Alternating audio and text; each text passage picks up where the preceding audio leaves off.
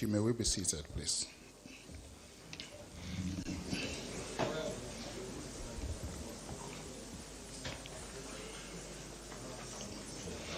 Your Excellency, the Deputy Governor of Borno State, Umar Kadafo Usman, thanks so much for making the time to join us today, sir. And thanks for the hospitality you accorded us while we were in your city the last time. The MD CEO of REA, Dr. Abba Aliyu. Members of the State Executive Council present, the Honorable Commissioner, Borno State Ministry of Transport and Energy, Honorable Aliyu Mohammed Lawan Uba. Thanks so much for working with us to put this together.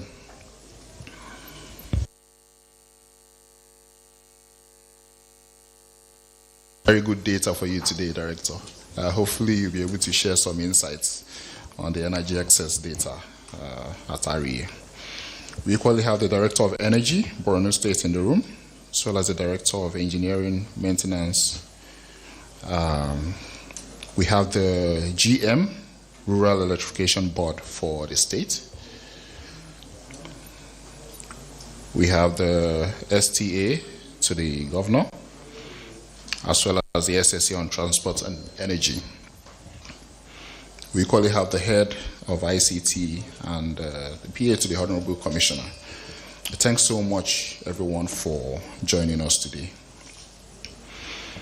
I know for a very good reason we don't have His Excellency here in person, but this is a good representation, and we'll be able to report back to His Excellency the Governor.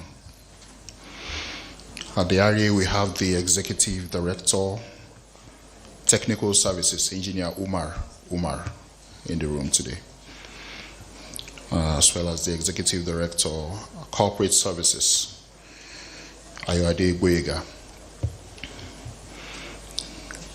We will await other members of the REA Executive as we proceed.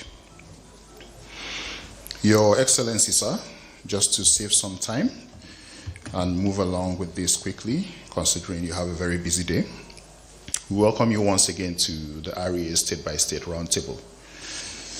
As you are aware, we've been doing this for the entire year, actually.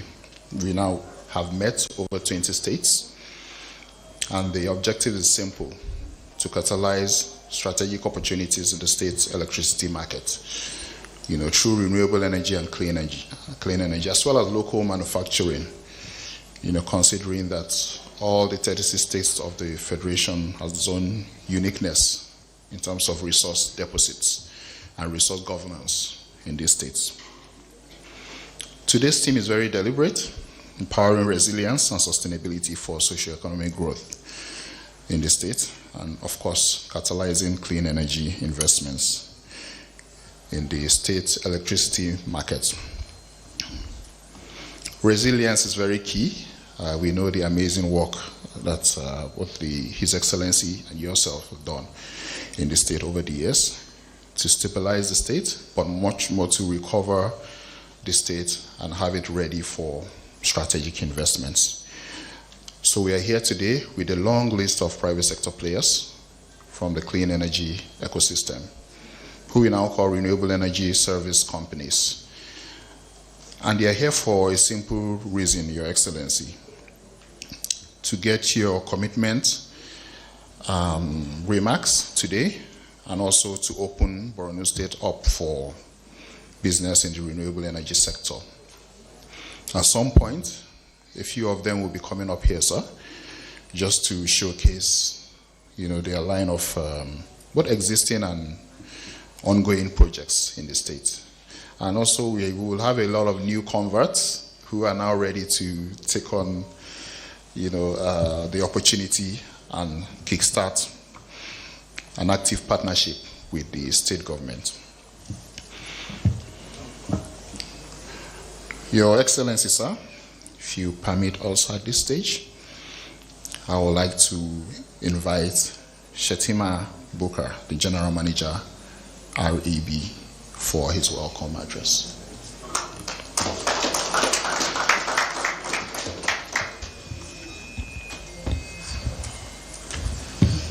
أعوذ بالله من الشيطان الرجيم. بسم الله الرحمن الرحيم. His Excellency, the Executive Governor of Borno State, Professor Engineer Babagana Umar Zulum, FNACMNI, ably represented by His Excellency, the Deputy Governor of Borno State, Usman Umar Kadafur, the Managing Director, Rural Electrification Agency. Please permit me to stand on the already established protocol. It is my great pleasure to welcome you to the state-by-state roundtable engagement with Borno State government. Over the years, our administration has invested heavily in renewable energy across the state, spanning educational, health, agriculture, water resources, and lately electric vehicle charging terminals. This roundtable discussion will harness the full potentials of renewable energy solution between Borno State government and the Rural Electrification Agency, I believe. Let me use this medium to thank our prospective investors and partners for choosing Borno as the next destination. So at this juncture, I welcome you all to this important gathering, and I hope the deliberation will have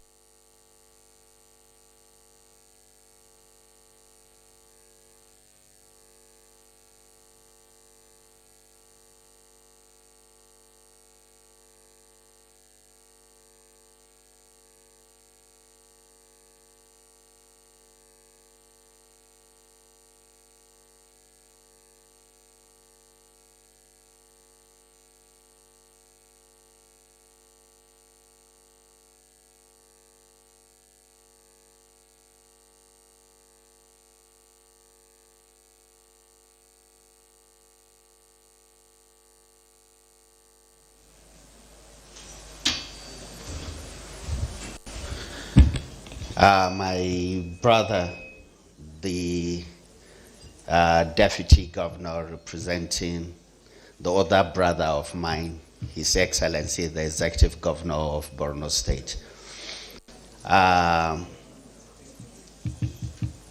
Let's have one house. Your Excellency, today's roundtable is the 20th of all the roundtables that we have. And from the bottom of my heart, Your Excellency, today's one is one of the most important roundtable for me. Reason being that, one, Your Excellency, I honored the invitation of His Excellency to go to Maiduguri. And I have seen the good work that the government of Maiduguri is doing. And I'm the kind of person, Your Excellency, that I would always like. I don't like rhetoric. I like to see things, tangible things that have been done.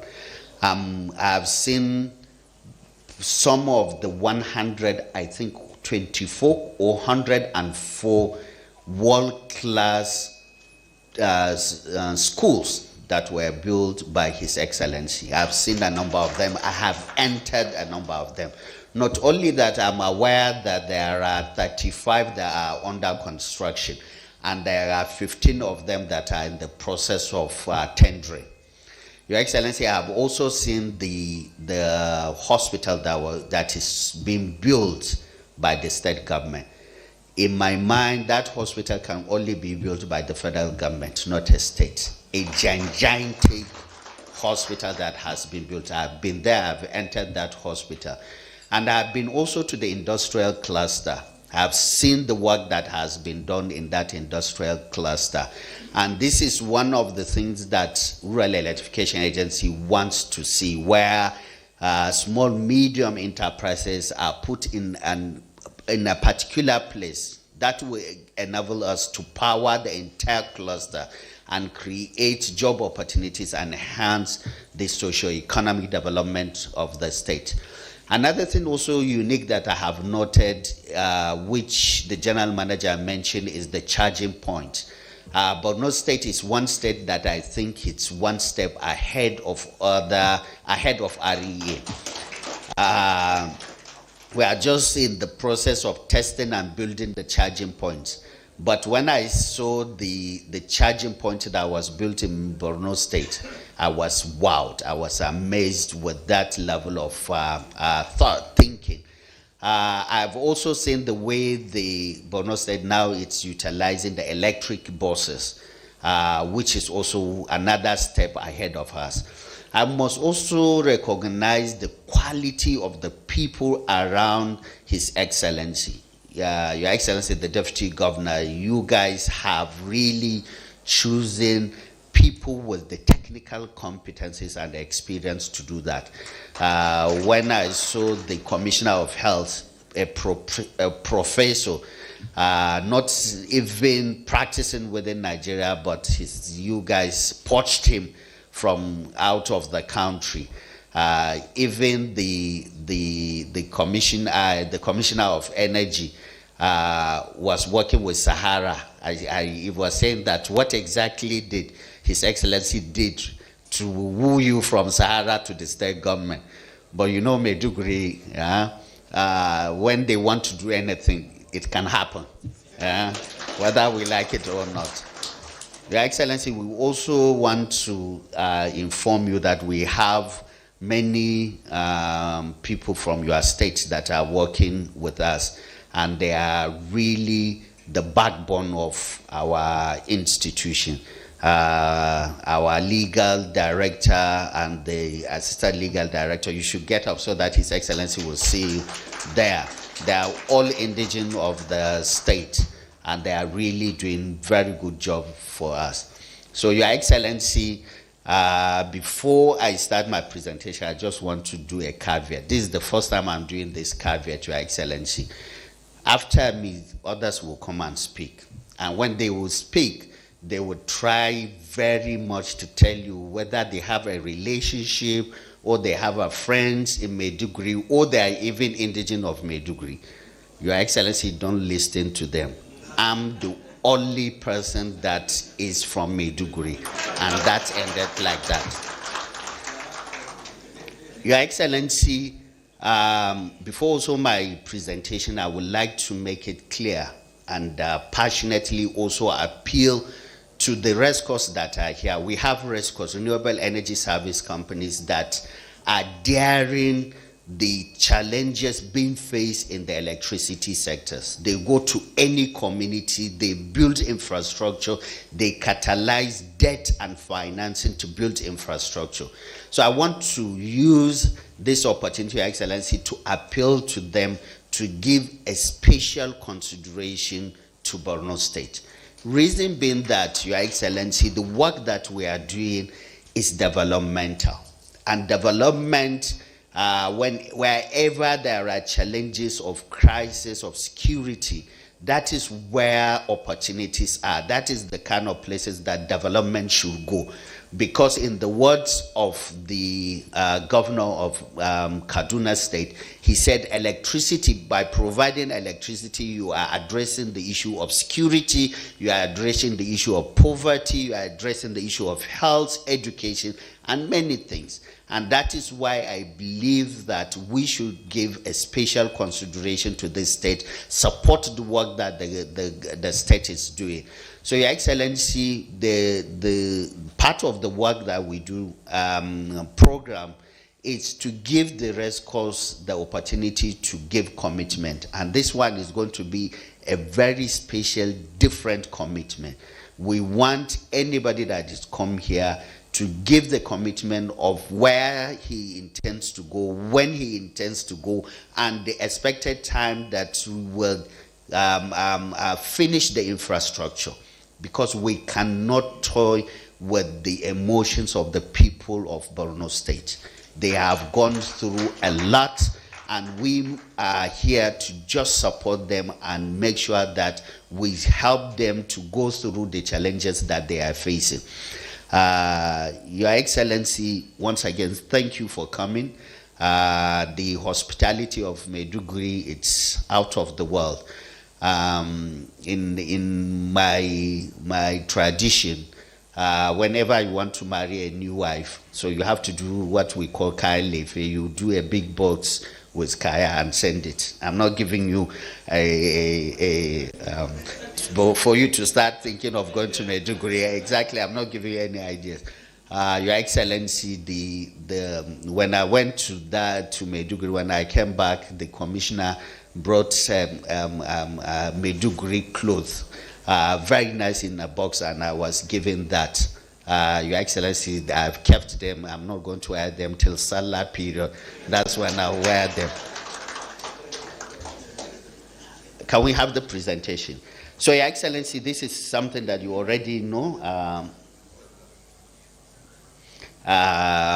Next slide. So, Your Excellency, one of the main reasons why we are doing the state-by-state roundtable is the fact that Mr. President has signed the new Electricity Act, and that act has changed the entire dynamics of the power sector. It has now given state opportunities to take over the electricity market. They have now the liberty to do the entire process within that. And the low-hanging fruits for each state is leveraging on the off-grid market to quickly see how to deploy the renewable or the distributed renewable energy and address the challenges that are in the state. So, Your Excellency, part of what we are presenting is the kind of work that we have done within the state. Like I said, Maiduguri is very special to us. These are work under the 2024 that the ED Technical Services has done in Maiduguri State. And like I said, we would always want to give project the pictures so that it's not just rhetoric but actual things that we are doing. So this is 2024, part of the areas, and you can see the latitude and longitude of the area that we deployed this to help strengthen the supply in the state. Next slide. This is when the RESCO Next Gen and the training that we have done, which under the National Electrification Program. But it's also, even beyond this, the next slide, we have even went further to train 100 more people, and Maiduguri is the first state that we have done that training. Next slide. So, Your Excellency, like I said, the Act has now dimensioned the sector and has given the states that opportunity to be able to do a lot of things within the power sector, be it to generation, even some aspect of transmission and distribution. So you have now taken over the entire thing. A state can create its own electricity market. And we know from the fact that a state on its own cannot address the issue of the challenge of electricity. There has to be an enabling environment for the private sector to bring in. And Your Excellency, one of the things that I even want to share with you, this is something that I learned yesterday, was while we are in Nigeria trying to address the issue of electricity access, the AI is now bringing another challenge for us. The AI demand, the main challenge of AI to continue to expand across the country is not the fight between the US and China on the chips. What's the main challenge of AI now is electricity. AI requires tons of electricity to be able to operate as much as we want it. And I give you an example, Your Excellency. If you pick a chat GPT and you ask who is the governor of Borno State, within 10-15 seconds, ChatGPT will give you the entire history of His Excellency, the governor of the state. But what we don't know is that behind that is a packet of electricity that has been used to generate that answer. And that 10 seconds of an answer, you would use close to 50 kilowatt of electricity to generate that answer. So the promoters of AI are now saying that the main challenge now is electricity to be able to maintain this level of AI that is required. And now in United States, the focus is that each year they want to increase electricity by 100,000 gigawatts. Each year, to till the next 20 years. This is what they project to continue to use to meet the demand of the AI. And they gave you another example, Your Excellency, is for a tier 1 data center. One tier 1 data center, what it required when it comes to electricity is what Philippines will consume in a year. That is what it required to operate optimally in a month. So as we are trying to address the electricity access, there is now even more need for more electricity, not just to power the homes and SMEs, but to tap to the opportunities now that AI has provided. And that is why, Your Excellency, we need to quickly get to address this challenge and start to build more for whoever are working within the AI can now domesticate the data centers in our state, and we take part of the growth and the opportunities in the AI industry. Next slide. So, Your Excellency, this is the first thing we did was to do a state readiness. As the federal government is handing over the state market, each state was now analyzed based on 5 different criteria: policy, capacity, readiness, funding, infrastructure, and data readiness. And I'm happy to say that Maiduguri is one of the states that has scored not anything less than 2. So the rating of Maiduguri is 2/5. And Your Excellency, to be very honest, this is a huge rating that has been gotten. We have seen a number of states that have gotten even less than 1 due to the lack of that. So for a state with all the challenges being experienced to score this, this is a huge impact. And the areas that the state needs to focus on, we would highlight them in future. Next slide. Next slide. So, next slide. So the summary of the data assessment that we have done, Your Excellency, is as we are handing over, the federal government is handing over the electricity market, we said that let's also now do a complete mapping of the state, so that as we are handing over, each state will be conscious of the number of communities that are within the state and what are the nuances of each of these communities within the state. And we present to you this outcome. Next slide. Next slide. This, I presented this, Your Excellency. This is the outcome of the first level of the assessment. Next slide. Next slide. Next slide. Next slide. So, Your Excellency, this is just the summary of the outcome. What we found out is there are over 1,000 off-grid communities within Maiduguri that can be best powered by distributed renewable energy access. And we also have seen an estimate of over 100,000 connections that can be achieved. And we also have seen a number of public institutions, 283 educational institutions, and 123 health educations that can best be provided by renewable energy. And the people that are here, the rescuers that are here, are best equipped to provide that kind of service. So what we are saying, Your Excellency, is you can address all this challenge without spending the state money. All what it's needed is, Your Excellency, to tell the rescuers that are here what are the enabling environment, how are you going to safeguard, enhance security, the logistic, the movement of goods, what are the incentives that you can provide this private sector for them to now come to a rural electrification agency. We have different funding stream to tap from this funding stream and go and deploy this infrastructure, and that is what we intend to do. Next slide. So based on the assessment, Your Excellency, we will now narrowed it down to local government by local government within the state based on the electrification and lack of it within the state.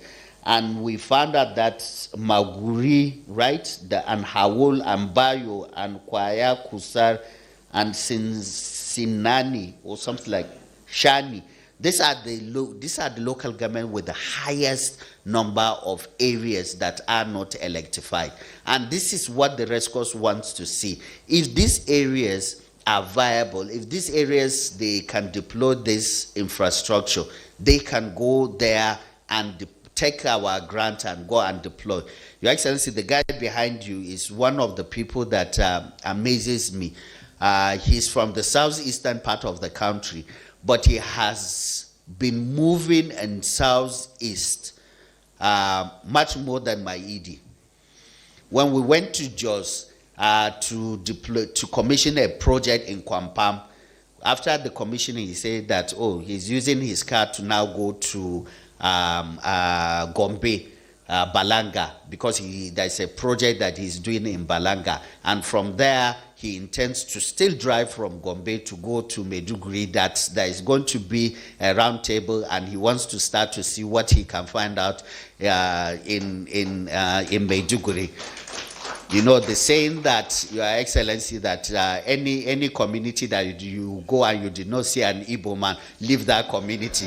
It's a demonstration of that. So Theo, Your Excellency, is one of the very serious people that we have seen that are looking for opportunities, like looking for this kind of communities, and regardless of it, once the state gives them the green light, they will go. And they have demonstrated the capacity to take our grant and deploy infrastructure for it. There is a lady there, over there, that I keep on pointing in yellow. Can you stand up, Sosai? Your Excellency, you see her, that she looks like a typical Malama, but she's a rugged developer. She has developed so many projects in Yobe State. She has gone to do a project in Mongunu at the height of the insurgency. So she's somebody also that is very conversant with those areas in that regard. I'm pointing them, Your Excellency, because I want this thing to be really practical and to be focused and to know who are we focusing on and who should go to Maiduguri to deploy infrastructure. There's a company there that was introduced by the head of the project management unit, StarTimes. They have ransacked most part of the northeast. Do you have project in Borno? StarTime? Bama. I know they will. They are also very fearless and very daring, and they have a lot of commitment. So, Your Excellency, there are also some people that needs to be done. Then there are people that are indigenous of Maiduguri who are also developers that we have been even questioning them. How many sites have you gotten, and why haven't you started deploying infrastructure? And there's the guy over there, Abubakar, with extreme energy. Yes, you get up so that His Excellency will know him. Your Excellency, if there is no any mini grid in that state, you should blame him. Then immediately behind you, there are also another sons and daughters of Maiduguri that have gotten sites in Kano. Maybe they want to please the EDTS, not me. They have got inside in Kano, but they haven't got inside in Maiduguri. Your Excellency, they should tell you why they haven't. Yes, you know that Orion Energy Atlantic, they are also part of that. So these are the kind of people, Your Excellency, that we want them to come here and make this commitment. And the guy with the money is there, feeling on top of the world. 750 million in his pocket. He will feel that he's very much okay. And the guy with the 170 billion, he will tell us what exactly he's doing in Maiduguri. The one representing the EDTS, that Rev, that we are very close to crystallizing, $260 million also would tell us what needs to, how they would support channel some of this funding to the state. Next slide. So this is just to narrow down to the communities, Your Excellency, so that it's not just showing it by the local government, but narrowing down to each of the community. And this is part of the community that can easily be utilized. We can deploy this infrastructure, power this without necessarily extending the grid. Next slide. This is another one, Your Excellency. I know you will be very much interested in this one in view. Yeah? Both? the one on this, you will be interested, right? The team, my team, they want to put me in trouble so that if the infrastructure is not deployed here, you will say that I highlighted it and there's no infrastructure. But this is another very lucrative community, Your Excellency. If the rest code would know that there is a route and there is good logistics security, I tell you, they will take this, and this guy will be very much happy to provide them with the funding to go and deploy the infrastructure. Next slide. This is another one in Damboa. Next slide. So far, this is what we have done. We have done 29 grid extension, deployed 2,499 standalone system, 61. This is all done by the ED Technical Services. But what I'm very much interested about is the 40 megawatts of capacity that is being injected. At some point, the entire state was on less than 10 megawatts. The NMPC 50 megawatts, it's keying in with our 12 megawatt, which we are now working with the state to take the excess capacity to power the secretariat. If we have this distributed and keep injecting it into the grid, Your Excellency, we can ramp up this capacity to 100 to 200 within a very short period of time. Next slide. And this is the funding portfolio that we have. We have this funding, and one thing that we do is, under the leadership of Mr. President, is continue to ask for more money to catalyze this private sector. And we are moving away from the normal contract base. No, we use our funding to make the private sector to get debt and equity, to combine the two and be able to deploy. For example, the $750 million that FEMI has, it's expected to catalyze 1.1 billion of private sector. So rather than just doing contract of 750, we are now utilizing 1.850 billion to deploy infrastructure. So this to us is what makes it much easier to quickly address the entire thing.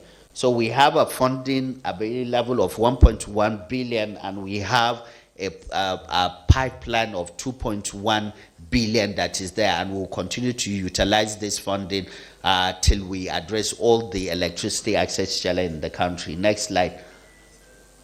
So these are part of the areas, the project that we are expecting, as most of them from the DES project, which means that already some of the private sector are picking sites. We have seen some sites here, Mayobani 2, Mayobani 3 and 4, Bulama, Goniri, Injeri, some of them, and you can see the number of connection. Already we are talking about 23,000 connection, and additional almost 6 megawatts that will also be injected. Next slide. So this is just for us to say that we not only looking at addressing the excess, Your Excellency, we want the state also to keep an eye in wooing private sector to now establish manufacturing plant. I'm aware that the state, since the time of His Excellency, the Vice President, when he was the governor, had established a PV assembly plant. Your Excellency, this is one area also now that REA is driving very well. And within our midst, we have one of the investors that is establishing a 1,200 megawatt PV manufacturing plant, but 600 in Akwa Ibom and 600 in his state, Kano. We don't know why he's not going to my state, Borno State. Your Excellency, he's there. He should explain himself as well. And the good part of it, Your Excellency, was the last 2 weeks, he sent me the pictures of all the plant, the manufacturing plants that had been coupled in China, and they are now on their way to Nigeria. Your Excellency, you should persuade him to maybe find a way to put some of them in there, and he can take over the one that the state already has, expand it, and start the massive manufacturing, because the localization is one area that Mr. President is driving, and it will generate a lot of revenue and job opportunities within the state, Your Excellency. So thank you very much, Your Excellency. Today's presentation is a bit different. It's just because, Your Excellency, this is my state. No more rhetoric. All what we want is commitment. Let the people with the money come and tell us what they have, and we will now give the opportunity to the private sector to take up the state. Thank you very much, Your Excellency.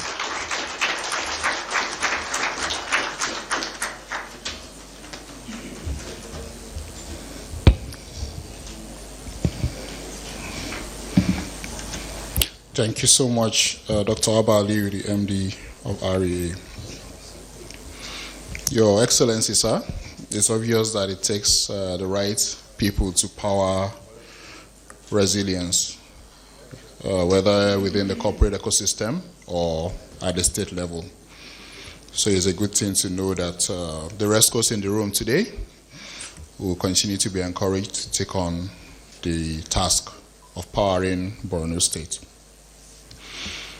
Quickly to go into the presentations for today, I'll be inviting, sadly we don't have the Executive Director, Rural Electrification Fund in the room, but she's very well represented today. We'll be having her presentation. I would like to invite Sunday Baby for the ref presentation before we move along. Thank you.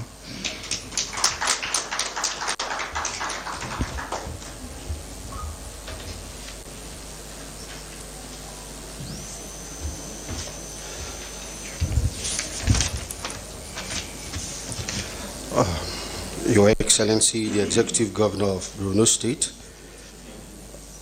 Professor Babagana Umara Zulum, ably represented by the Deputy Executive Governor of Borno State, Umar Kadafur Usman, my ever-performing MD, CEO, Abba Aliu. Please permit me to stand on already existing protocols. And I say good morning to you all.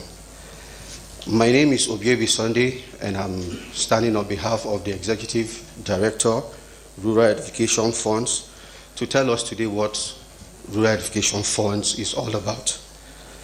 The Rural Education Funds promotes, please next slide, promotes cost-effective renewable energy access in rural and peri-urban areas of the country, through grant subsidies and technical assistance to improve social, economic, and environmental conditions. And in the REF Directorate, we have been mandated through the Electricity Act to operate in compliance with the Electricity Act of 2023 to support subnationals in developing their electricity markets through the state matching program, but also to align with the NEC by regulatory compliance and licensing. We also have tariffs, standards, and consumer protection. We are also de-risking investments in rural communities by attracting private sector investment and establish state readiness. Please, next slide.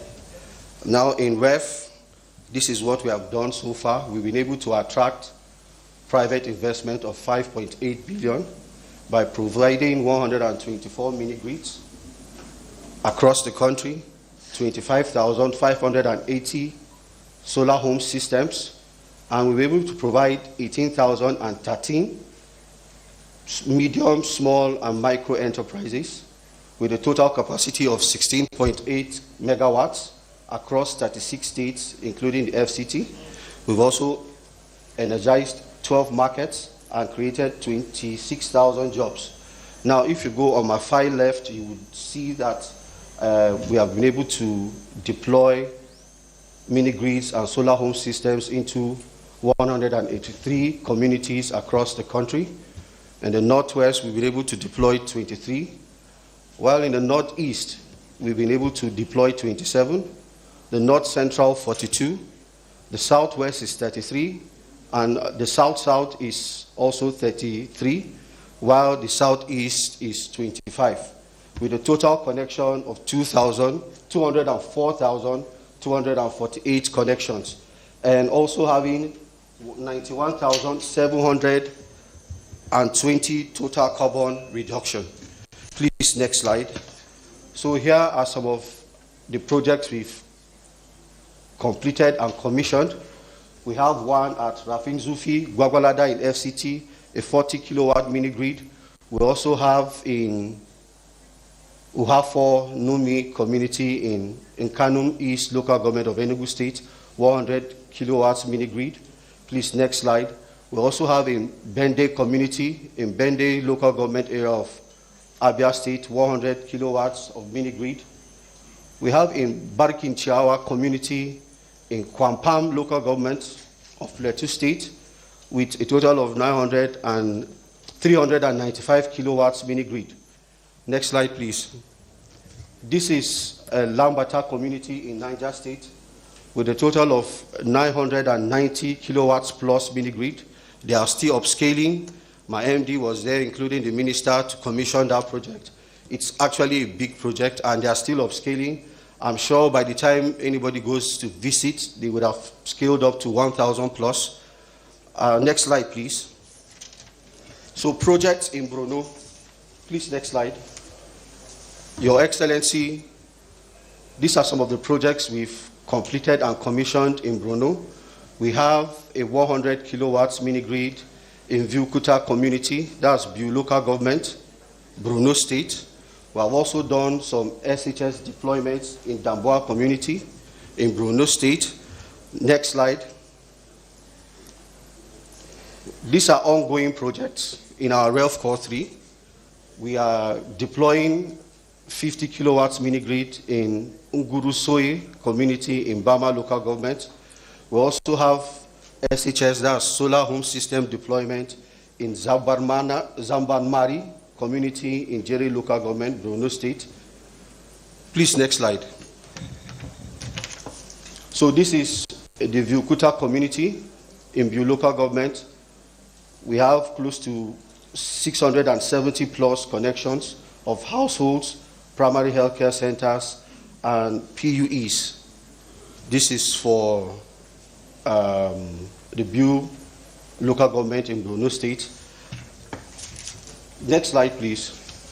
Now, coming to this project, the management of REA in its wisdom and its quest to close the energy gap in the country came up with a transformative state matching program aimed at energizing critical sectors, and they came up with the EHAD program, which is an acronym for Energizing Health, Education, Agriculture, Rural Communities, and Transportation via e-mobility. Now, this is a partnership with the subnationals, that's the state and the RESCOs, which the MD talked about earlier. So they are going to be partnering in executing this program. And the components for this program consist of, the first one is the primary healthcare centers where uninterrupted electricity will be provided for 3,700 primary healthcare centers across the country. They will be powered with medical equipment, vaccine, refrigeration, and emergency services. Boreholes and street lights will also be provided in the primary healthcare centers. The education will be receiving reliable electricity in the rural schools, that's the primary and secondary schools only. We're also going to be providing digital tools and e-learning for those schools. Then under the agriculture, we have agro-energy where solar-powered cold storage will be provided and solar-powered water pumps will be provided in the communities. Now in this sector, the components that will be provided will depend on the needs of the community. So we are not restricted to only solar power, cold storage, and solar-powered water pumps. What the community needs within our profile or within our profile, we will provide for them. Now the community power, we're talking about mini-grid for households and medium, small, micro enterprises.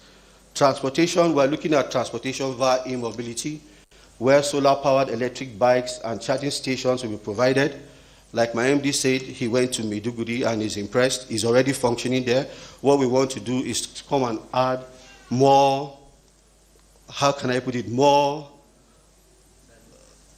charging stations in Maiduguri and Borno at large. So in the EHAD program, the opportunities for Borno State is that in the first phase of the program, we are going to be electrifying 25 communities, giving them access to 2.5 megawatts of electricity, also going to be, which will improve security, which will also create jobs. It will also increase the internal generated revenue and unlock economic potentials, catalyzing rural economies and the entire ecosystem. Please, next slide. Now, in the business model, we'll be looking at the roles of each stakeholder. The REA will be the lead project coordination, planning, and execution. It will develop legal frameworks and project management guidelines. It will also create a one-stop shop to coordinate all permits and approvals. The states, that's the subnationals, will be the ones to provide land and site provisions with complementary infrastructures. They will be the ones to do renovation and retrofitting of the primary healthcare centers. They will also be the ones to do local logistics and community engagement sensitization, and they will also provide security. While the RESCOs will participate through competitive procurement process to deploy energy solutions. They will partner with local businesses for logistics. They will develop efficient supply chains to ensure timely delivery of equipment. And the last but not the least, they will promote productive use of equipment in those communities. Now, next slide. In the financial model, we'll be looking at the contributions from each of our stakeholders. REA will be providing 60% of the funding for the project. The subnationals, which is the states, will be providing 30%, while the RESCOs will be providing 10%. This is what we intend to do. And I would like to announce to everybody in the House that, Your Excellency, thank you for the prompt response you give to us. We actually sent out a request to your state, and I'm here to announce that Borno State has already inaugurated their state steering committees. They've provided us with all their PAC sites that are functional and need electrification. And lastly, thank you, Excellency. And lastly, they've also given us a letter of their readiness to provide their counterpart funding for this project. Please, let's clap for Your Excellency. Next slide, please. So this is what the EHAD targets to do. We are targeting 3,700 mini-grids to be deployed. We are looking at renewable energy generation capacity of 370 megawatts. We want to impact on 3,700 communities. Direct impact on Nigerians will be 7.4 million plus, and the indirect impact on Nigerians will be 43 million plus. The carbon reduction will be 1,502,576.69. That is what we want and we aim to do in the EHAD program. What each community will benefit, please, next slide.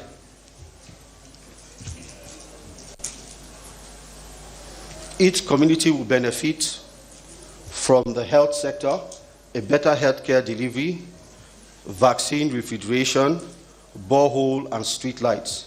In the education sector, they will be provided with lights in the classrooms and also digital learning tools. Permit me, sir, MD, the last workshop we had, the digital learning tools experts came to actually show us what the tools can do. And I tell you, Your Excellency, our children will go far. In fact, I want to go back to school so that I will learn how to use those things too. Thank you very much. In the agricultural sector, we have the solar water pumps for irrigation, the cold storage facilities.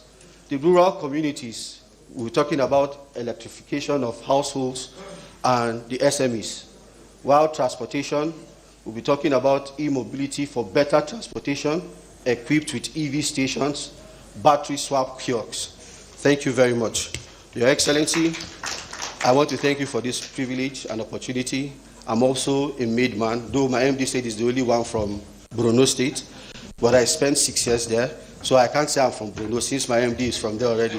Thank you very much.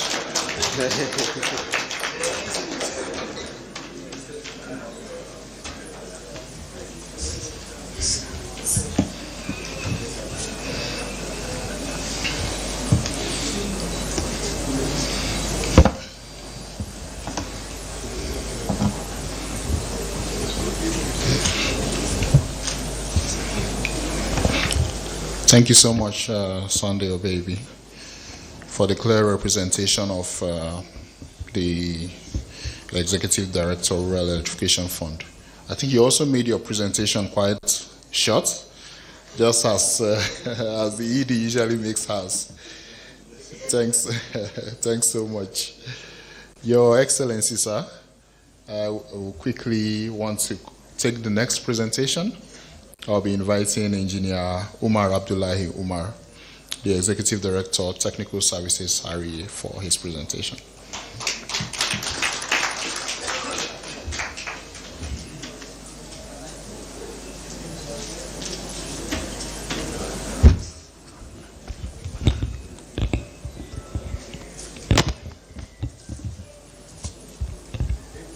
You have the slides anyway.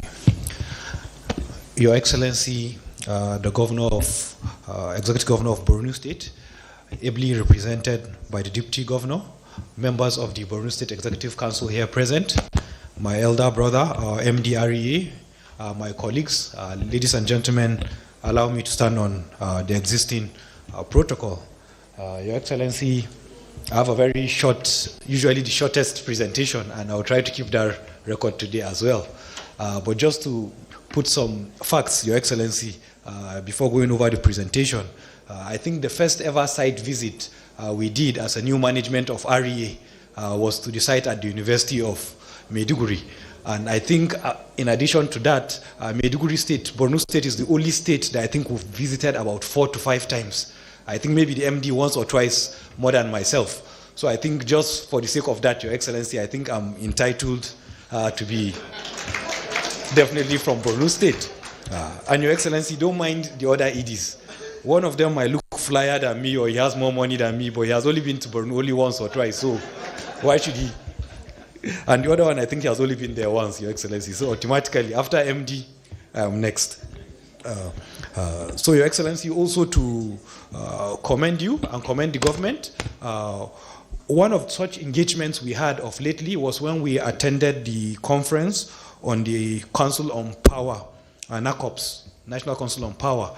And Your Excellency, the state government, the governor gave a very good presentation whereby he showcased a lot of your achievements, especially in areas of grid extension. And for us at REA, we're very, very happy with that because it's part of what we do. Even the MD's presentation, you saw some slides. His first slide was on grid extension project that was delivered in Borno. So, Your Excellency, just to go over what REA has done over the years regarding grid extension, for instance, from the year 2020 to 2024, just 2024 we're implementing right now, we've deployed about 596 distribution transformers nationwide, about 307 kilometers. We've extended the grid by that amount. Sometime in 2020, we extended the grid by 520 kilometers. So, Your Excellency, all these statistics is to show you the thousands of kilometers that our REA has done grid extension projects on. And to also give you more context on this grid extension, you as a state government has done a lot on that, of course, as well. Based on the distribution code and the grid code, Your Excellency, we have what we call span. That's the distance between these high tension and low tension poles that you see. And for the high tension poles, what you have as a standard is about 60 to 70 meters. What you have for the low tension poles is about 45 meters. So if you quantify it, Your Excellency, for every 1 kilometer or 1,000 meters of grid extension, you must have at least 22 poles. So when we say in context the REA has deployed about 520 kilometers of grid extension in a year, Your Excellency, you are talking about 12,000 poles were deployed just within a single year, and this is just a statistic of a single year. So, Your Excellency, you can quantify this to the amount of work we do over the last 4 years. Thousands of poles all over the country, in addition to insulators, cross arms, all sorts of accessories, Your Excellency. So we are doing a lot in that aspect as well, and we are also commending you for also your efforts as well. Your Excellency, I will begin my slides quickly. I think I can be done in 2 or 3 minutes. Next slide. Your Excellency, presently we're implementing about 2 programs at the capital, 2 key programs, the National Public Sector Solarization Initiative and also the Renewed Hope Development Fund.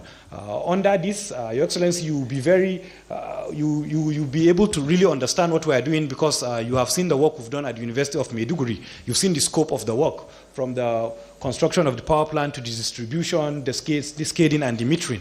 We are doing the same thing, Your Excellency, in different institutions under these 2 different programs. And I think part of the institutions we'll be solarizing is also the Federal Polytechnic Mungunu.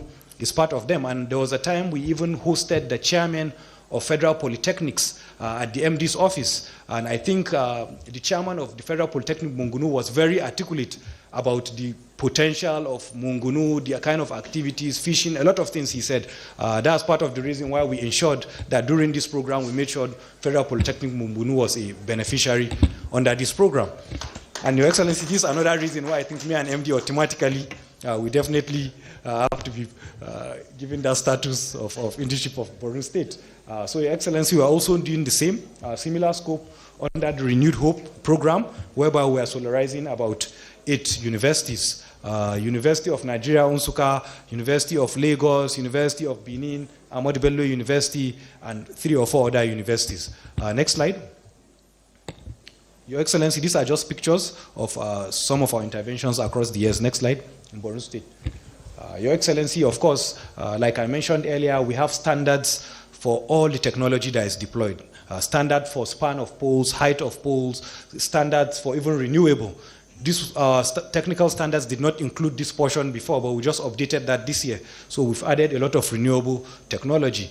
You can see we have what we call interconnection standards. Your Excellency, this is very important. This is the reason why most likely you've not had any issue of electrification or electrocuting personnel on staff at the University of Maiduguri. Because you can imagine if there's a fault whereby you think there is no power in a line, and that is not the case. You know the consequences of that will happen, what will happen at high voltages. So we have is a very important standard that we added for anti-islanding, syncing of voltage frequency. Also we have for generation systems.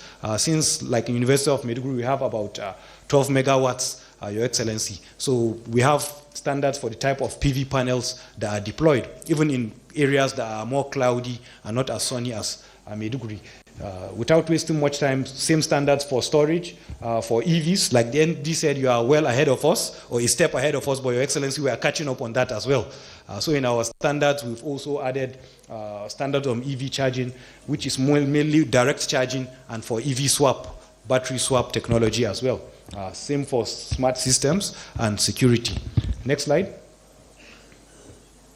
Your Excellency, I think these slides are self-explanatory. We all know that Borno as a state has very high irradiation rate. You can see the statistic. There's some potential for wind, and there's also some potentials for small hydro. Next slide. Your Excellency, you also have a lot of minerals in the state. So most of these minerals are what are used to produce most of the components from PV panels to batteries. So these are the reserves that you have. We are sure the state government is doing a lot. MD spoke about one of our developers who is also a manufacturer about potentially coming to station his PV panel manufacturing plant in Borno. So these are statistics that will be interesting to him as well, and what the state owns as well. Next slide. Your Excellency, and we're always open to joint project development. Presently, we are doing a joint project with Gombe State, with a small hydro. We are also almost doing a project with Plateau State, something on wind as well. So, Your Excellency, we are open to also exploiting other technologies. With this, I think, I promise this will be the shortest presentation. We come to the end of my short presentation. Thank you very much, Your Excellency.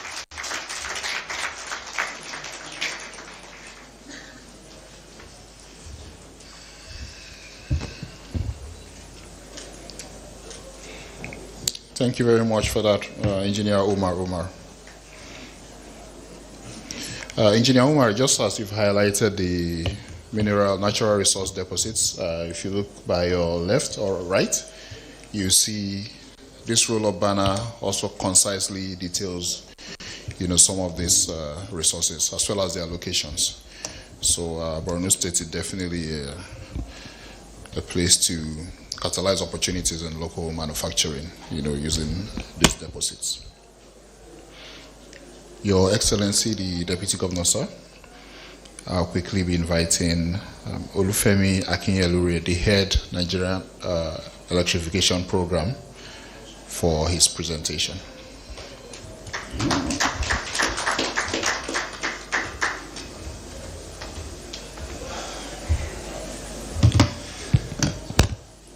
Good afternoon, everyone. Good afternoon, Your Excellency, the Governor of Borno State, ably represented by the Deputy Governor. MD, let me stand, please, on existing protocol. Your Excellency, before I start, I think when I woke up this morning, I thought to wear traditional, the barbariga and everything. I didn't know we were going to be competing for this indigenship. So I may look alien to you, sir, but I'm your son too. So, sir, under the Nigeria Electrification Program, the MD has mentioned the plethora of projects and programs that the REA is implementing. Next slide, please. And under the Nigeria Electrification Program, which is funded by the World Bank and the Africa Development Bank, we have a portfolio which the MD has mentioned that implements solar hybrid mini-grids, university installations, interconnected mini-grids in universities and teaching hospitals. We also have what we call the productive use of energy, which targets agriculture in terms of solar irrigation pumps, cooling equipment for food security, and also e-mobility. And over the years, next slide, please. Go to the next slide, please. Over the years, we've been able to deploy over 200 of these hybrid mini-grids. We've also deployed 150 kilowatt systems in 100 hospitals across the country, a few of those that are in Borno State. And we're looking to expand on this in the coming program as well, which we are already doing, and a portfolio of which the MD had shown earlier on. Next slide, please. What I would just like to go through is a bit of how we do what we do at the Nigeria Electrification Program. As the MD has said, we are looking to tilt away towards just the EPC, towards more sustainable programs. As we know, power needs to be paid for, needs to be sustained to yield the required impact. So one of the key things that we do, obviously, is to first ensure that we identify this demand through all the tools that we have. We also ensure that we support our developers through project development to ensure that they get the necessary information required. We also then offer subsidies at the end of the day to ensure that first there's affordability. So the communities where we are going to, we are aware that they are not able to afford these cost-reflective tariffs. So the interventions that we provide would be able to ensure that it's affordable for them, and for the developers also, they are able to deploy sustainably. And we continue to look to more sustainable systems, more sustainable technologies, and more sustainable models to ensure that we can achieve our goals. Next slide, please. At the core of this system is what we call the ensure that there's that high level of quality everywhere that we deploy these systems. And just as the EDTS has said, REA maintains a high level of equipment quality. We have our booklets that we use to ensure that this is deployed in that right way. Sorry, next few slides, please. So just to give you an idea of how this works, next slide. I'll pick an example of the previous slide, the isolated mini-grids. From when we apply to when approvals are given once we sign what we call the grant agreement, Your Excellency, then the private sector is able to go out to the finance sector to raise the required financing based off of that grant agreement. So based off of the few years and the confidence that we have also built in the finance sector, that grant agreement is almost like collateral now. So a lot of finance institutions are willing to take that grant agreement, provide the financing to the private sector for them to go ahead and deploy. And this shows you the trajectory all the way to how the consumers get this power. This model is largely how we implement a lot of all the sub-components that we deploy. There's just a few differences depending on the type of project that it is. Next few slides, please. I'm going to try and make up for the time, just like my brother, the EDTS. To explain to you, next slide, please, the scale at which we are discussing, Your Excellency. Under the first World Bank program that I spoke about, we were able to inject about 100 megawatts into our system. But our ambition right now is about 5 times that, and even from the portfolio that we already see, we are already doubling that ambition. And I think, you know, normally when you are looking for funds, the financiers will tell you that you have viable pipeline of projects. I think we've been able to put together a healthy pipeline of projects that will be able to take up whatever amount of money that we get. Next slide, please. So in designing the new project, I will just focus just on one part of this, which is productive use of energy, Your Excellency. So wherever we deploy these projects, we want to ensure that we stimulate some kind of demand, just like the ED Reps representative has mentioned, whether we are deploying solar irrigation pumps in communities like Biu, or we are in the fishing communities deploying cooling systems so that at least they can store this food produce so that there's, you know, you don't experience any losses as you go along. And I think the last mile is also encouraging, just like you are doing, Your Excellency, the e-mobility. This would help to reduce food prices also. We understand the issues around transportation poverty, so we ensure that the pain points of the last mile in our community are being identified. And just ironically, speaking about Borno and speaking about the security and all of that, we see that power is one way that you can unify and bring peace when you provide a way of living for people and keep them, I mean, not keep them idle, but give them something that they can do to make a living for themselves. I think that's very important to say. And in that regard, Your Excellency, the next slide I will pick on the state collaboration and state interventions that we have under the DARE. So based off of the Electricity Act that the MD spoke about, states now have more powers over the electricity market, and we see that as an opportunity to collaborate. And so therefore, we have created the subcomponents to ensure that states are able to meet some minimum level of criteria to show competence. And once that is done, the criteria is public, and I'm sure myself and the commissioner have been having those conversations. Once the state meets those criteria and are able to carry out studies, we are able to then come in to intervene in more public institutions, healthcare centers within the state. And this is one critical part of the DARE program that we are trying to propagate within the states. Next slide, please. Next slide. And the one after, please. So I'll just focus now on the barriers to collaboration with the states, and I'll just speak on a few things. Your Excellency, one key aspect is access to land and how easy it is for developers to come in and access that land that is required for them to implement these projects. As the MD said, we have developers who are ready to go across the entire country, not looking at religion or ethnicity or anything. At the end of the day, prosperity doesn't know religion or ethnicity. So that's one key thing that we have here. The other aspect is, now that states have their own electricity markets, how easy it is. I mean, we talk about ease of doing business. So your new regulations, how are you aligning that with what we had before? If we have states all of a sudden coming up with new fees which would hinder progress of the developers, we feel as if this might begin to erode a lot of the momentum that we had already made. So this is one area we need to pay attention to.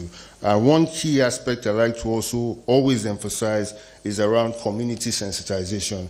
The states are the closest to the people, so we always need to, and we always require that hand-holding to ensure that, they take ownership of these systems, so that there's, I mean, in terms of theft, in terms of payments and all of that, there's that sense of ownership to ensure the sustainability of the systems. Next slide, please. I will just speak about a few of the projects. I think one thing to mention is I think the installation at the University of Maiduguri is the largest installation we have currently in the country. And I think that 12 megawatts plant is also not going to be serving the university facilities, but we are planning to serve, I think, the water treatment plants and some other surrounding installations. And I know we've already discussed around having charge stations within that installation. We have two other installations of note, which are the 50 kilowatts installations in the hospitals in the University of Maiduguri Teaching Hospital and the 7th Division Hospital in my malady. Your Excellency, you have to forgive me. You have to forgive me for that. So the next slide speaks to just visual pictures of the university as it is today. It is a beauty to behold, and we hope that we are able to implement more of this to the benefits of the people of Borno State. Thank you very much for listening, Your Excellency, and God bless.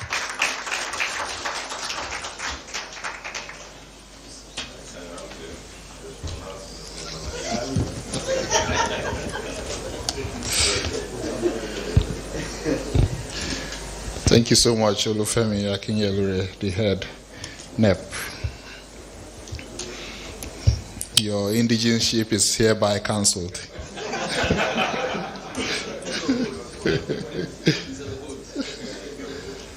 Your Excellency, sir,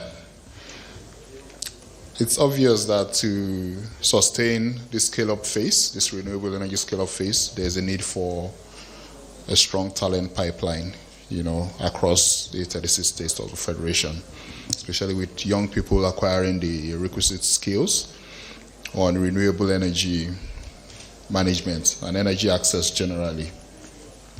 Well, another key component that we must continue to commend the state governments on is the buy-in of the respective states. You'd agree with me, sir, that we can deploy this infrastructure, but when they are not well maintained and managed and sustained, it doesn't really serve the purpose for which it's meant.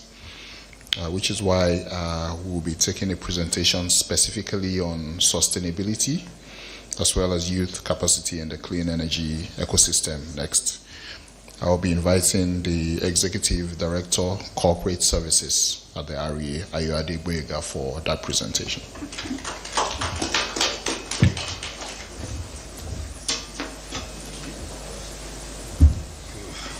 There you go.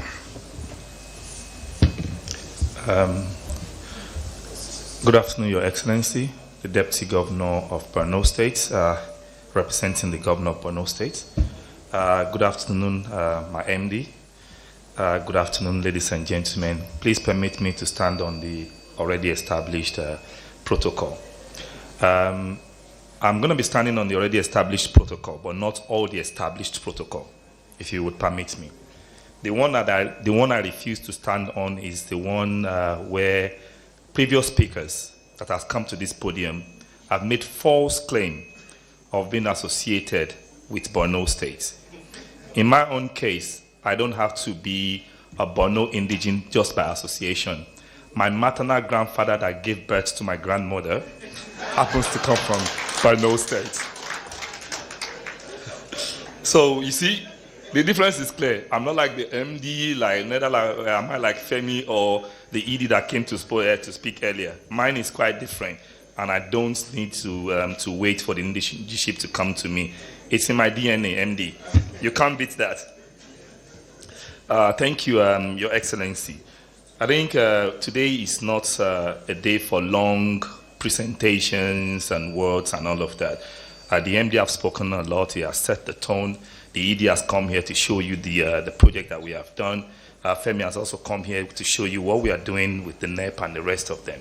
I think the most important part of all of this is the sustainability aspect.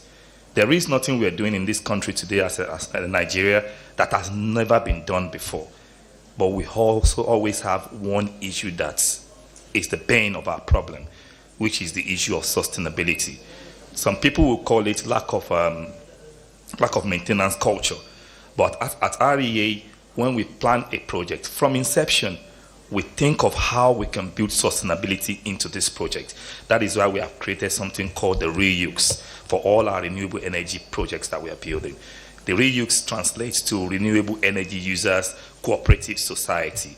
As like any other cooperative society that we know, you have a group of people that come together for a particular purpose, either to safeguard a particular infrastructure or to contribute money to build something within their own community. That is the same model that we have adopted at REA. Knowing that we are deploying infrastructures across the entire country, we sat down and we said, no, we must put together something that would bring the community into this project that we're doing, hand over this project back to the communities and ensure that they are able to manage and protect it, and also to collect for it and to ensure that the O&M of that infrastructure is guaranteed. That is, operation and maintenance of that infrastructure is guaranteed. That is why we have put this together. I'll quickly speak to a few slides. So what does the REUs guarantee you? The REUs will guarantee technical sustainability, financial sustainability, the social sustainability, which includes the inclusion of the people in the community, and the environmental sustainability. Can you move to the new slide? Next slide. The diagram of the REUs. It shows you ownership and accountability. That means the people at this community where this infrastructure is implemented then assumes ownership of that particular infrastructure. They guide it with their own. I always use one example, but I'm not going to use it today because I think it's a bit too much for the MD to take sometimes. When we get back after the presentation, he calls me and say, hey, stop calling my name. But at the end of the day, he's not the only Abba here. I have a few Abbas in this room. And I'll go back to that example anyways. You know, when one of the problems that we face in this country is that when you have a power infrastructure, is that of theft, power theft, and vandalization. But you know, when you hand over this infrastructure back to the community, they know their words and they know the wayward ones among their words. So they will quickly say, Abba, please don't go to that infrastructure, it belongs to us. You understand? So, yeah, but he doesn't like me using that excuse, but here we go. So it also gives us that maintenance and system longevity. When they protect the infrastructure, when they have money to change the batteries, when the batteries go down and all of that, the system tends to serve the time that it's meant to serve. Social inclusion and equity. People who feel involved in the project, both men and women alike, are participators in the project and how it is managed. Revenue connection and financial management. The people of the community collect the tariffs, they put it together. When it's time to do an they know what to do with that money that has been collected.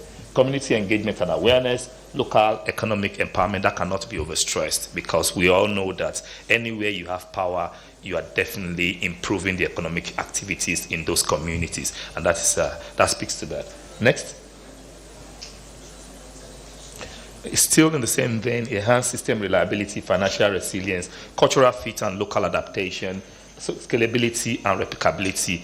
Anywhere where we have already built infrastructure in Borno State or anywhere in Maiduguri, we at REA are ready to work with you to scale or to replicate the REUs, and it's very easy to replicate. Put people in the community together, give them the framework, tell them how to use it, and then they are ready to go. So that is very easy to adopt. As we move into Maiduguri and build more of these infrastructures, REA is ready to work with you in adopting this REUs framework across the state. Next. Okay, we're speaking about sustainability, and then this brings me to looking at some facts about Borno State. The current unemployment rate in Borno State stands at about 7.3%, but the youth unemployment in Borno State stands about 70%. And obviously, there are contributing factors to this unemployment. One of them is the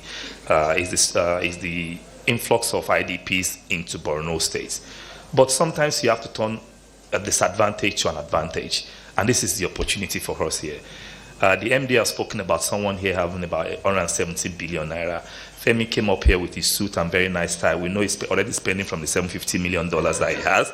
You know, if you put this together cumulatively, we are talking about an investment of over $2 billion in the renewable energy space. It is no brainer to start to say that it is time for us to start to invest in capacity building and building pipeline of renewable energy recruits across the country. For us at the REA, recently we did a Next Gen Resco where we trained about 130 students in how to work in the renewable energy space. Also for all the universities that we're building, we're doing about 100, we're training about 100 students. Apart from the 20 STEM students that we train, we did the first in the University of Maiduguri. We came there, I think the EDTS alluded to that, and they said that was the first time I came to Maiduguri. I've been going to Maiduguri since before I was born, through my DNA. Through my DNA, just to get that. But you see, this is an opportunity for us to leverage all the investment that we're putting into renewable energy to build the capacity to ensure sustainability across board. We won't want a situation whereby in the nearest future, we will build solar home systems to be deployed in Maiduguri, but the builder of this solar home system has his office in Lagos, and before if anything happens to any of the solar system, he would have to bring his staff from Lagos to Maiduguri. We can do without that. We can start to develop this pipeline of renewable energy skilled, savvy youths in the state. Now that we have the youths that are unemployed, this is an opportunity for us to put them in that space, create a big training center, partner with REA and partner with a few other guys. The guy that we partnered with on the University of Maiduguri is not here today. Can't remember his name. What's his name again? He's here. If you're here, you and the other guy, where is he? He's not here. So we partner with him to train about 100 students in Maiduguri. We can replicate this. The students are there. The government needs to start looking at opportunities like this to leverage on, since we're now pumping a lot of money into it. And the off-takers are in this room. We have a lot of rescuers in this room that are ready to off-take these students once they are well-trained and they become employable and they have the requisite skills to work in the renewable energy sector. So I think as we try to bridge the energy access gap, we must also try to use that opportunity to create gainful employment. That was why you weren't part of the MOU, where we plan to optimize the workshop and training centers across the country. You know, I don't know if Prem Plus is in the room, but I'm sure he would further brief you on the objectives of that particular MOU. Your Excellency, sir, quickly we will be taking a look at the energy access map in Borno State. I'll be calling on Jibril Mohammed to give us the data spotlight for the state.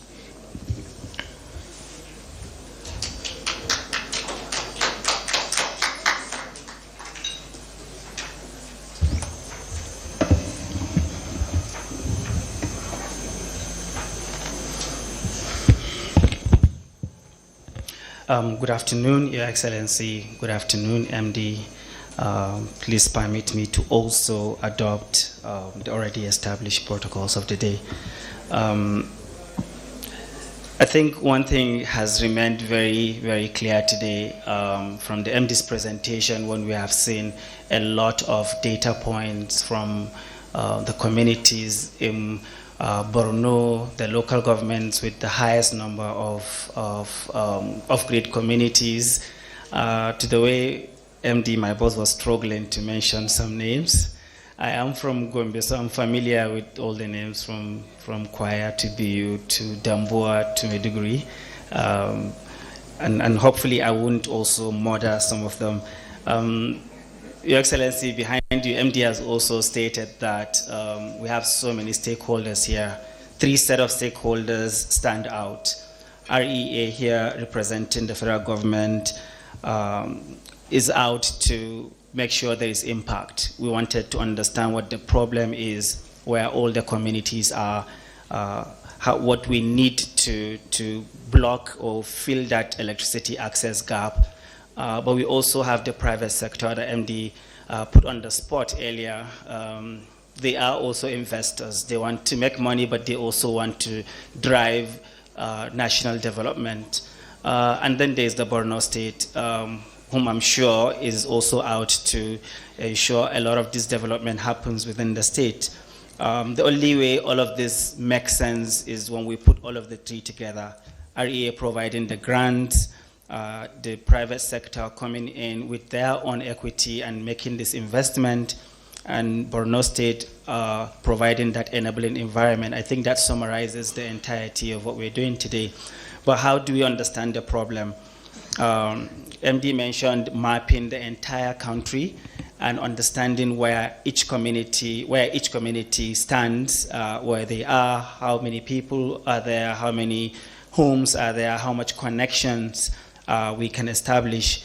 And if you look on the screen, Your Excellency, I know it's a bit blurry from where you are, but on the right side is the map of Nigeria with lots of dots of blue and pink and red, showing all the communities that we have in Nigeria, from Lagos that has the highest number of buildings to the most smallest community in Nigeria. We have about 154,000 that have been mapped, including the grid-connected and the off-grid communities. We put all of this together to understand the relationship and the dynamics of all the communities that we have. Lagos at the top, you would see Ibadan somewhere, you would see Abuja somewhere. What we try to do is see where each community stays. And for us, we can look at a community and see 1,733,000,000 or so, and translate that to the number of people that will be impacted with electricity. For a private sector developer, he would look at that and see, beyond just empowering people, there's a certain amount of grant I could get from REA, and it would be translated from this number of connections. And I'll just take a stab and go into Borno so we can see where Borno stands in all of this. This tool, Your Excellency, is called VIDA, and it is developed for the REA through a stakeholder as well. And what was used to come up with this data is a layer of secondary data, from distribution lines to transmission lines to Google Map to satellite mapping to night light coverages and so on. And that came up with a profile of the entire country. Some of this may show some inaccuracies, and that's because we're updating this on a day-to-day. If this was done last year and it shows off-grid communities as at last year, I'm sure the government of Borno might have done something within there, and it takes us a while to update this information. So you might see a community that may be showing off-grid here, but has been electrified, and we try as much as we could to update this information. Borno has about 4,736 out of the 154,000. Maiduguri at the top has 468,000 households, that's buildings. And the reason why, and you would see that the entirety of Borno is now highlighted without the rest of the country, meaning we're spotlighting Borno. We can then say how many communities are within Borno that are either without electricity completely, or are deserving of maybe an interconnected mini-grid or some intervention. And when we put that filter of saying, okay, take these communities that are 3 kilometers, just 3 kilometers away from the national grid, it reduces this number from 4,000 to about 3,000, meaning there are communities that may have distribution lines, but are inactive. So we could say that there's no power within the communities. We can also say show light at night. So when the satellite is capturing these communities in the night, which communities are dark, meaning there's no light within these communities. I'm sorry, this is a bit technical, Your Excellency, but MD told me that His Excellency would come with a really buoyant technical team, and we need to be very granular in explaining how we get this data. So just pardon me for a few minutes. This also reduces this to about 3,700, and you would see the communities. Maiduguri has been taken out now because it's a community that we know has supply of power, but we have Gajigana, we have Goaram, we have other communities. Goza, even Goza is shown to have inadequate supply of electricity as well. I would try and just go to, MD has started showing BU already, but I'll also go there and just showcase some of the communities close to BU.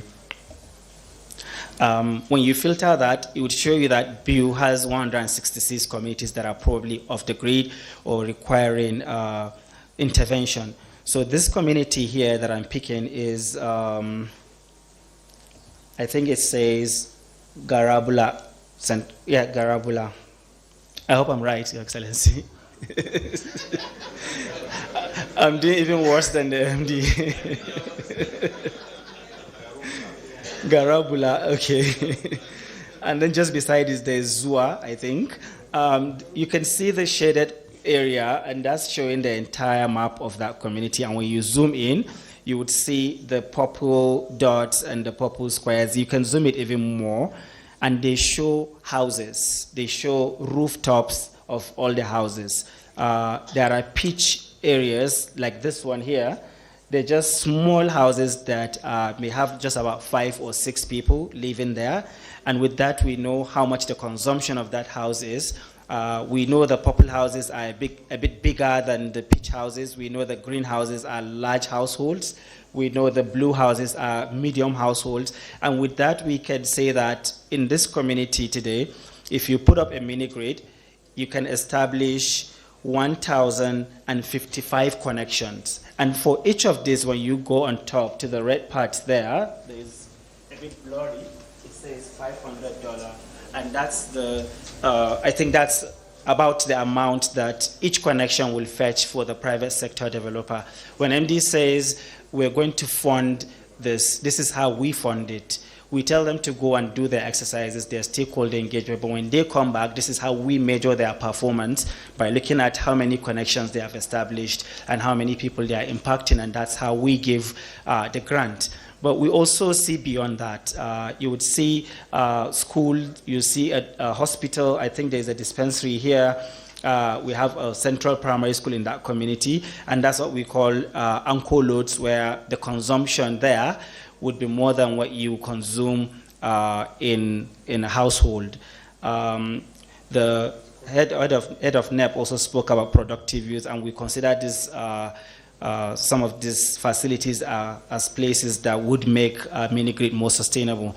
Your Excellency, we also have some other information, and this is for each and every community. We would know that there is no 0 kilometer from the main road, meaning that there is a main road that goes directly into that community. And if you zoom in, you would see that at the middle, there is a main road that shows accessibility. We also have, I think, Miringa as the nearest regional hub, and it's about 14.2 kilometers for business decisions, agriculture, and so on.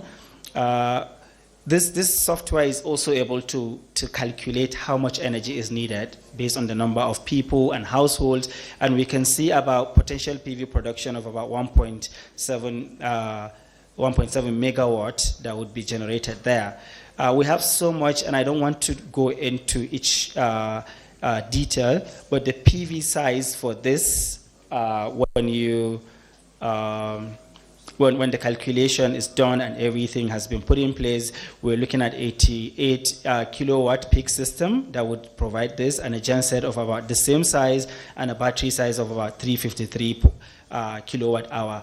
Your Excellency, we're also able to capture security, and that's also something of great importance, and see for the past 2-3 years how many conflicts or insecurity events had happened within the area to just give us some sense of the need that the government needs to put in place for the developers to feel comfortable. We also have agricultural indicators for businesses that may come up after electricity has been put in place. We have millet, maize, sorghum, cowpea, and groundnut as the major dominant crops within the area, and the crop yield and everything. So, Your Excellency, this is just to showcase that for each and every community that we have in Borno, we can go into this detail to understand what the need is, how can business be sustained, what are we going to spend to electrify the community, who the stakeholders are within these communities, and so on.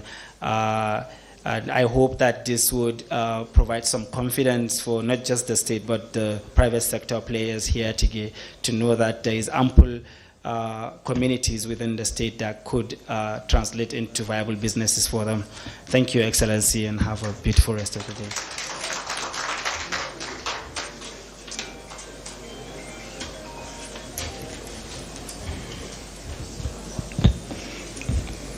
Thank you, Mohammed Jibril, for that presentation. Your Excellency, sir, with your permission, sir, I'll be inviting the Honorable Commissioner for the Honorable Commissioner of Borno State Ministry of Transport and Energy, Honorable Aliyu Mohammed Lawan Buba, for his presentation, sir.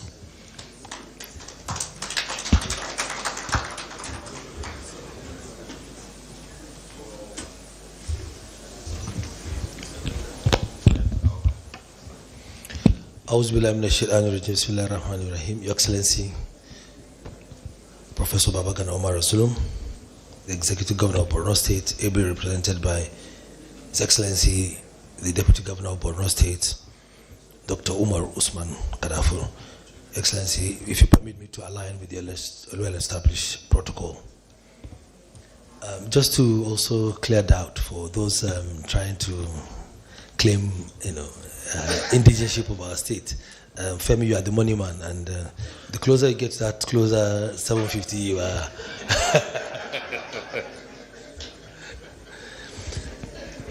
But just to put some assurance to Femi, land is not a limiting factor in Borno State, and of course our laws with the energy law that we have, we should be completed by the end of the year.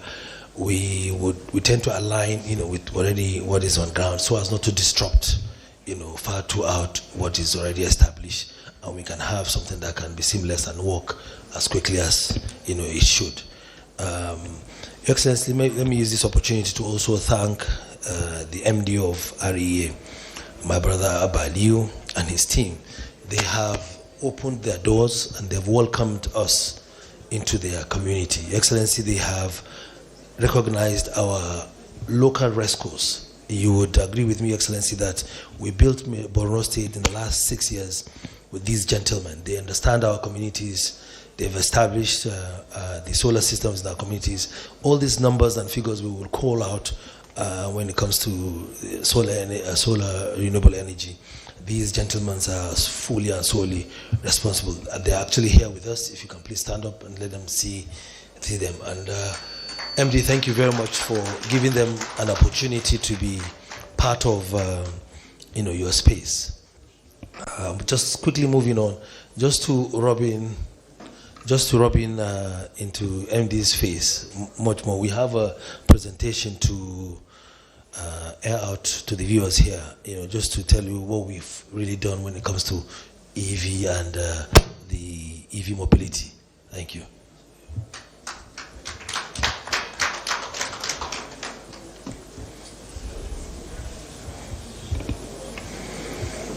Mandate for Ministry of Transport and Energy on the transport side is to provide and enhance the mobility across the state and of course its environs. In the case of energy is to provide access to electricity both within and outside the environs of the entire state of Borno. Alhamdulillah, today His Excellency Professor Babagana Omar Zulum has transformed Borno State as it is. Aside from the various impact you feel as a government when you go to the entire regions in Borno State, You will also, in Maiduguri, for example, you will see that we've grown from just simply being a transport solution provider to now a transportation sort of game changer.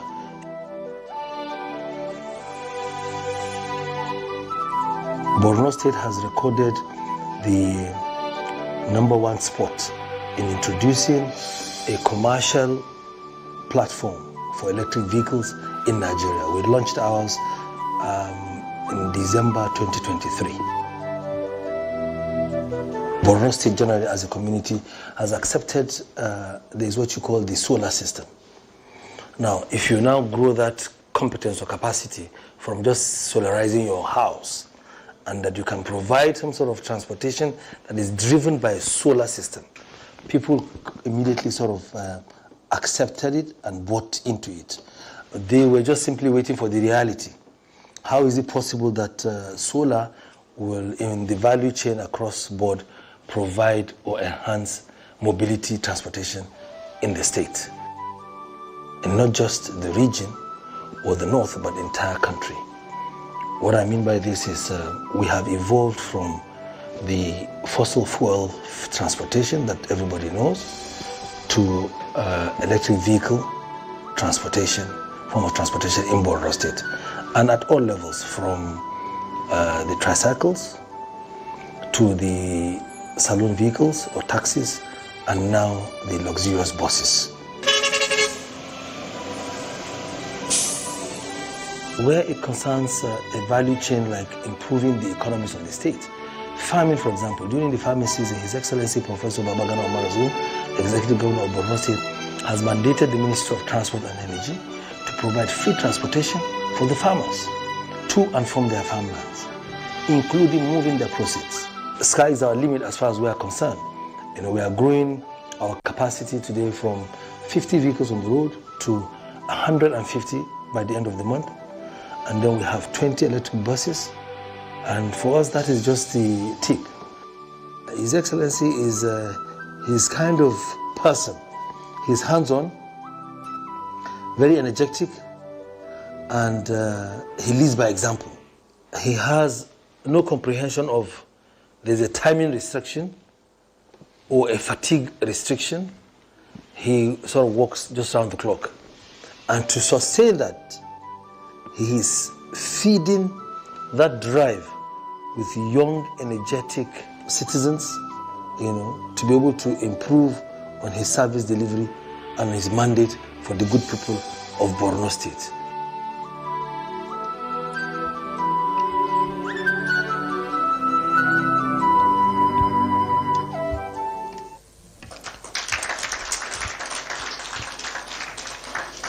Your Excellency, ladies and gentlemen, so today's engagement reflects a shared commitment of shaping a future where clean, reliable, and affordable energy drives economic growth and improves the quality and lives of our people.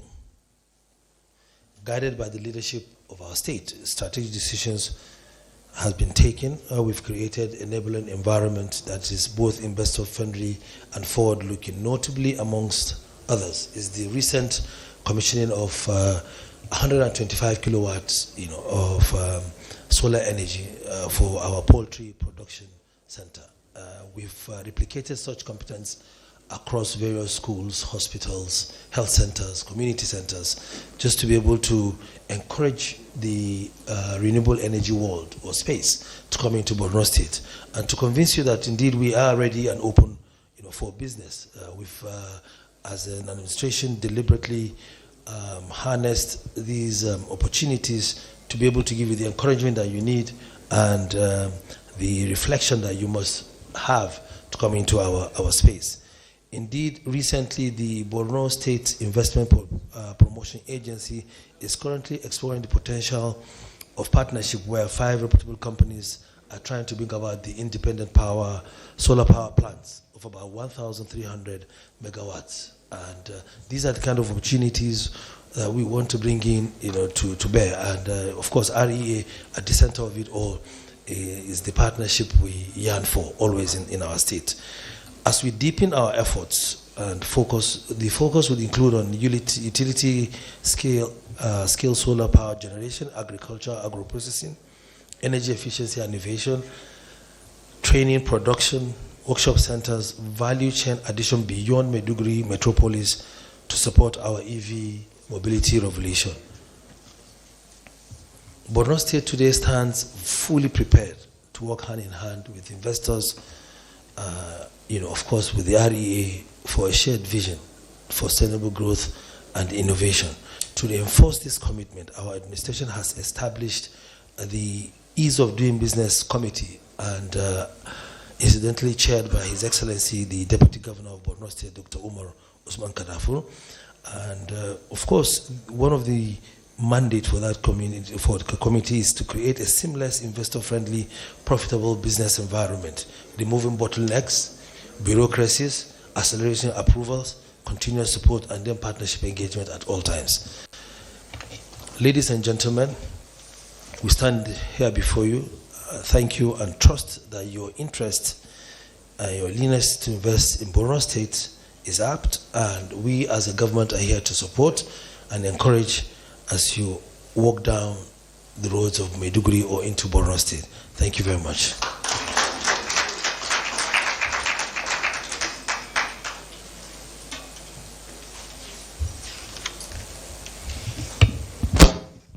Thank you so much, Honorable Commissioner. Ladies and gentlemen, can we keep the room as quiet as possible? Join me as we invite the Deputy Governor of Borno State, His Excellency Umar Kadafur, for his remarks. Please sit down.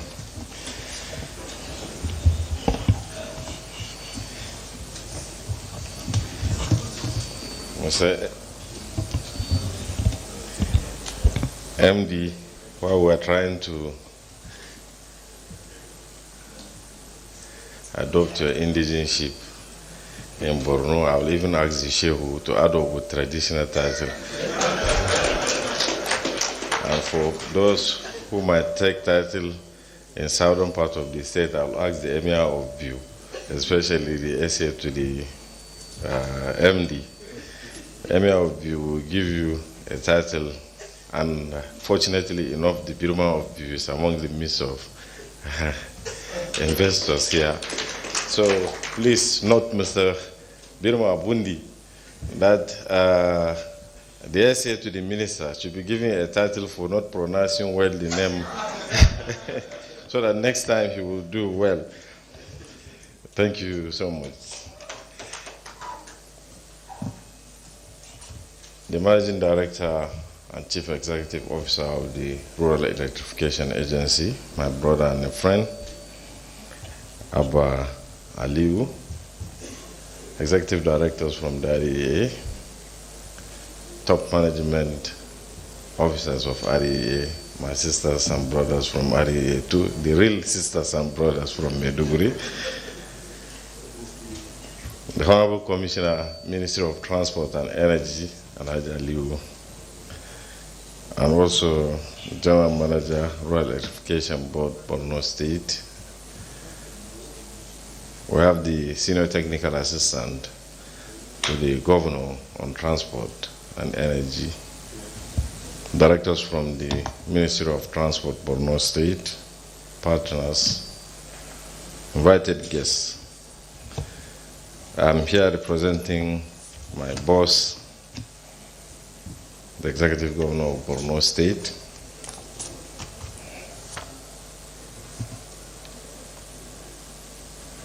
A governor, that's name has become a household name in terms of good governance in the whole country.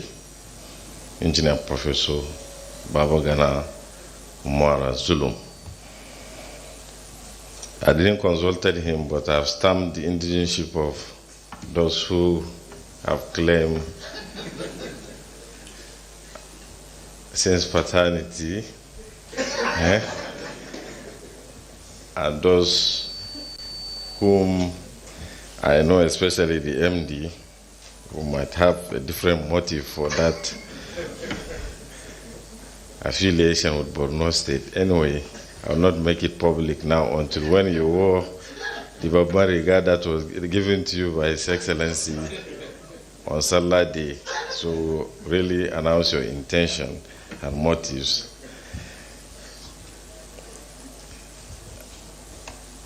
It is with profound honor to address this distinguished gathering at the REA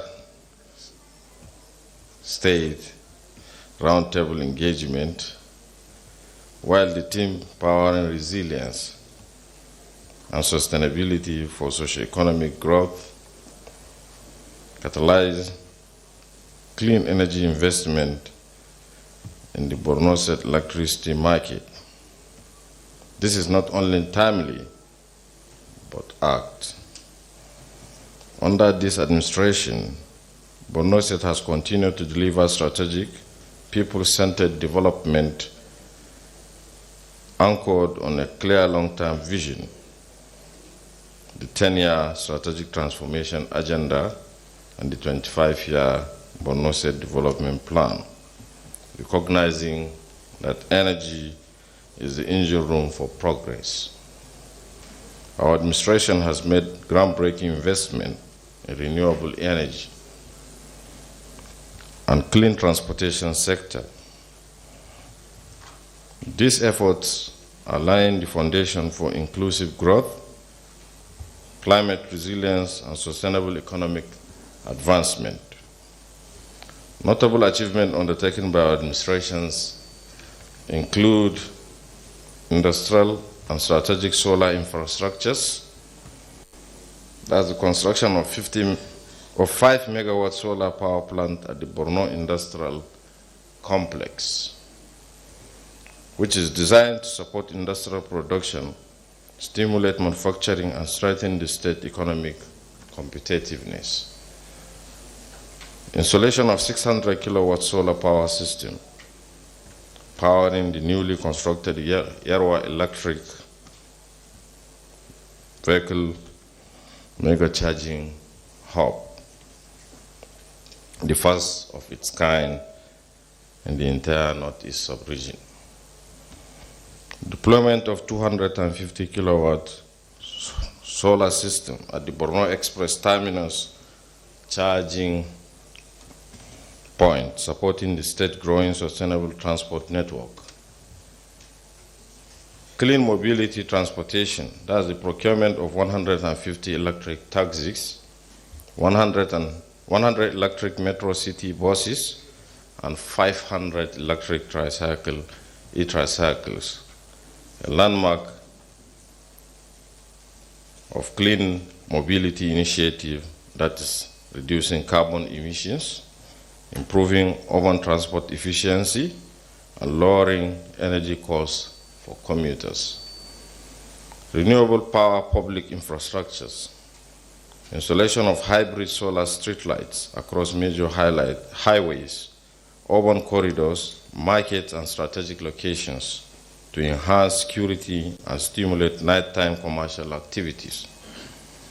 Deployment of over 5 megawatts of solar powered and hybrid energy system for the electrification, rehabilitation of schools, hospital, community centers, and security facilities across the state.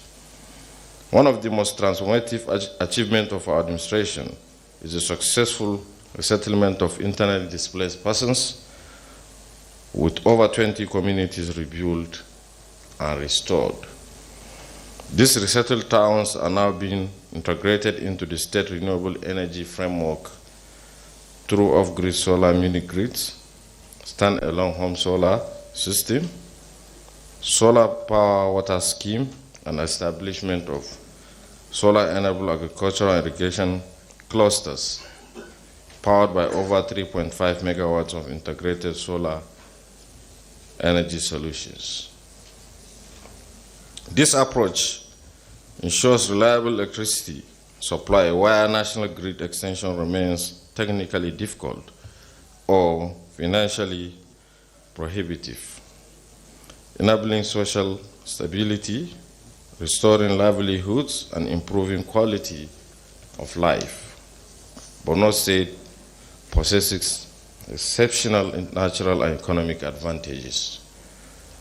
Much solar radiation, with 13 to 15 hours of sunlight daily, an average radiation exceeding 6.2, Borno State stands as one of the most ideal locations for solar power generation in West Africa, and this guarantees high energy yields, minimal storage requirements, and predictable solar performance around the year. Growing market and energy demand, the state has vibrant commercial hubs, expanding residential districts, and increasing industrial activity, all of which are driving demands for reliable off-grid energy solutions. Investors will find ready markets with strong adoption and potentials. Agricultural expansion and solar irrigation. Revitalized rural communities are increasingly embracing solar-powered irrigation systems with vast arable land and ongoing agricultural recovery. Renewable energy remains crucial to driving the value chain from production to processing and manufacturing. Ample land for large-scale projects, which was mentioned earlier by the Commissioner, that lands are not a problem. Borno's vast land mass ensures that land availability is not a constraint. This provides enabling conditions for utility-scale solar farms, renewable energy training centers, manufacturing and assembly facilities, battery and EV component workshops.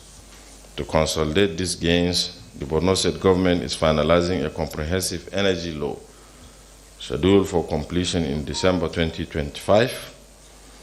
And this landmark legislation will establish a clear regulatory framework for renewable energy investment, promote public-private partnership, which also, as mentioned earlier, as the chairman of Ease of Doing Business in the state, continue to support partnership with all interested parties in our state, and accelerate the adoption of clean and efficient energy solutions. It will also institutionalize the state collaboration with the Rural Electrification Agency and strengthen the role of the project implementation unit in project delivery, monitoring, and transparency. In conclusion, Borno State stands at the threshold of a new energy future, one defined by sustainability, innovation, and opportunity. With its unmatched solar resources, stronger leadership, expanding markets, and enabling policies, the state is ready for accelerated renewable energy transformation. The Borno State government warmly invites the REA, private investors, development partners, and technology providers to join hands with us. Together, we can convert Borno's abundant sunlight into prosperity, powering our communities, industries, and a stable, secure, and sustainable future. Thank you. God bless you all.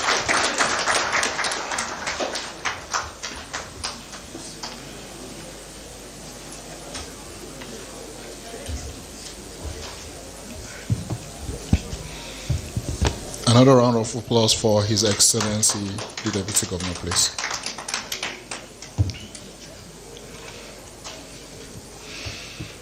Your Excellency, sir, thank you so much for that commitment speech.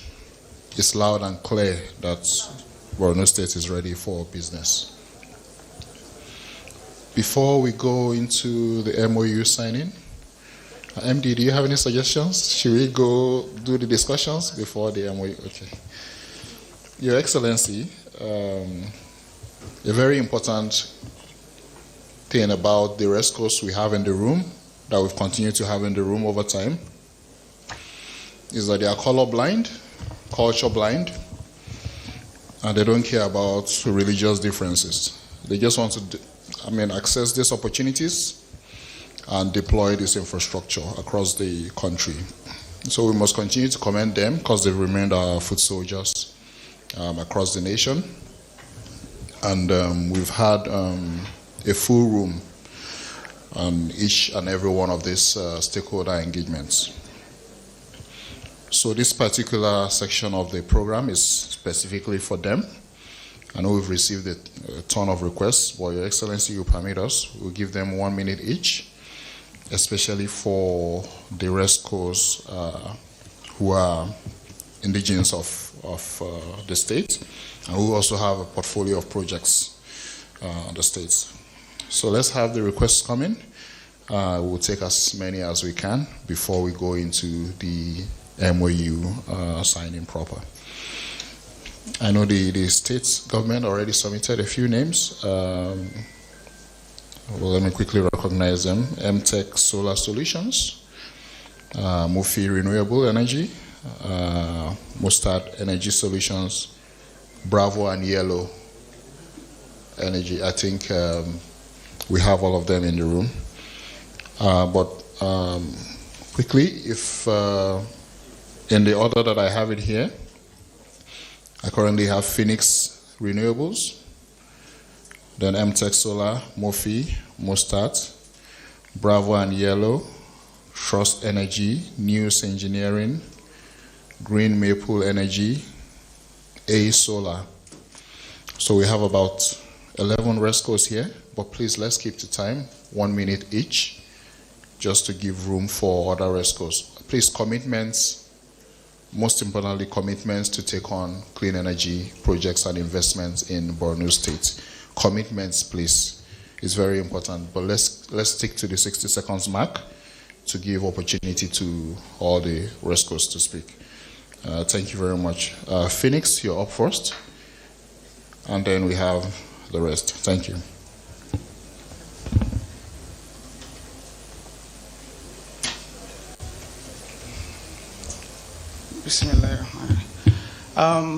Good afternoon, everyone.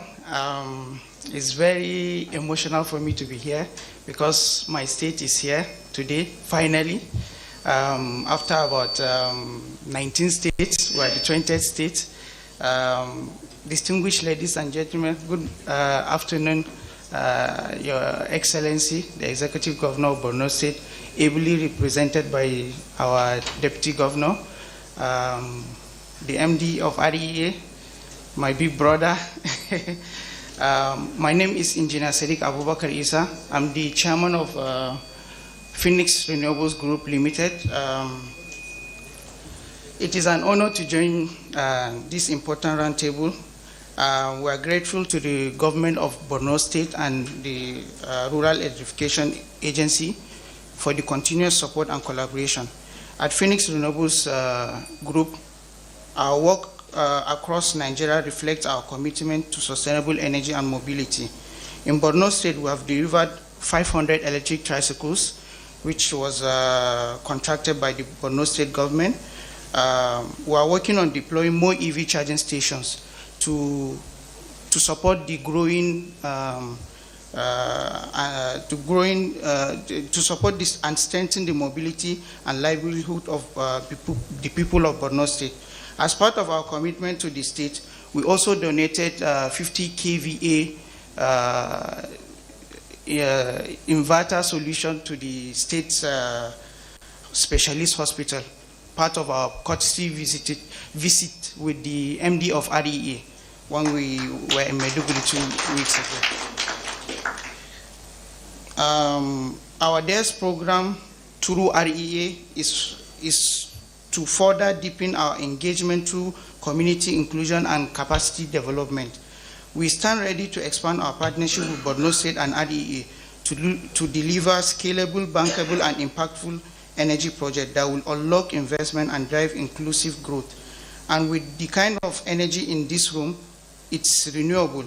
Of course, I'm confident we'll be able to achieve that. As the MD said, if nothing happens in Maiduguri, he has me to blame. So I will urge all our RESCOs to come to Maiduguri. Maiduguri is ready for business. So thank you very much.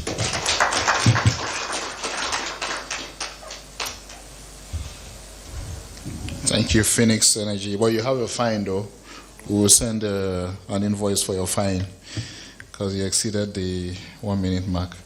MTech Solar Solutions, do you want to say a word out?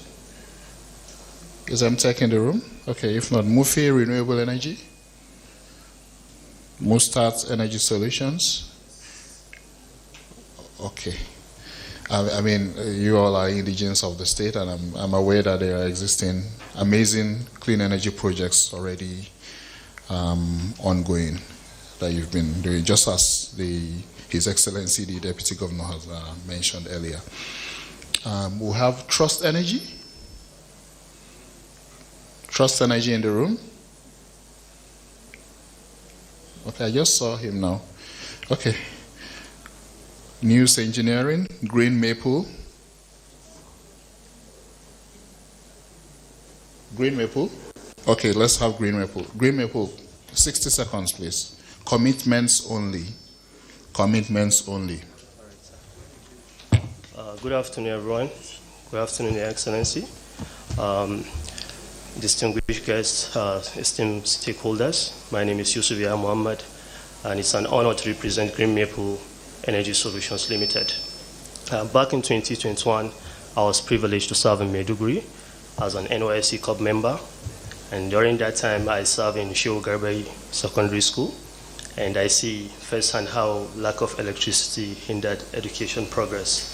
I found late innovative devices can unemployed and utilized, and that sparked my interest to start a community development service, which I was able to train teachers in over 10 schools with over 100 teachers.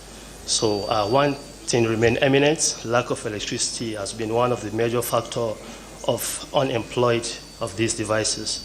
So today, as I represent Green Maple, I see this as a tremendous opportunity for us to provide this solution. We have standalone solutions. We are tailored mini-grid setups that could be able to empower these communities and schools that have these devices to make sure that these devices remain employed and utilized. So I urge stakeholders, the Borno State government, to look into my proposals so that we can be able to tailor support for Borno State government. Thank you very much, sir.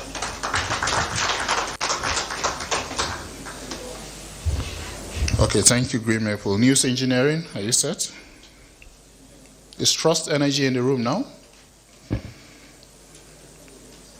Then let's have A Solar and IRS on standby, please.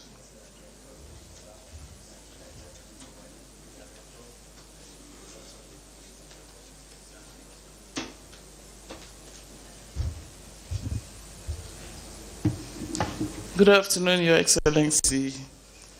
The Executive Governor of Borno State, ably represented by his deputy.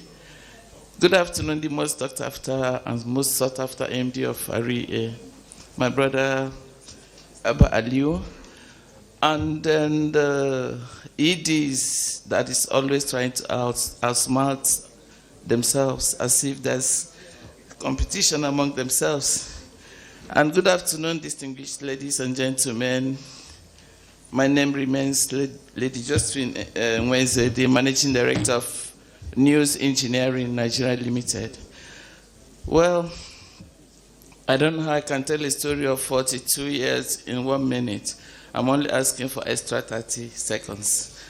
So News started from a very humble beginning by doing house wiring and went into rural electrification, and then started doing construction of substations. We actually constructed most of the substations across the country within the range of 132 and 330 kV. We did transmission line projects from Gombe to Damaturu over 2 decades ago, which is very close to Borno State. So coming to Borno would not be an issue. So we have done most of these projects, and then coming to the area of renewable energy, we have also carved the niche for ourselves. We did the first pilot mini-grid project, 60 kilowatts, done by funded by Ministry of Power. We did it in Turankawa, Sokoto State. And I'm not among the ones scouting to be an indigene of Borno State. On a lighter mode, I have one of our board members who is rightly sitting there in the name of Ibrahim, Sheikh Berima, who is the Berima of Biu Emirate. He is also the chairman of the Kingmakers in Borno State. He sits proudly in News Engineering Board. So I'm not asking to be an indigene. I think I'm already an indigene by my association with the Berima of the Kingdom. So we are just waiting for that call. Just one call will be there in Borno. Thank you so much.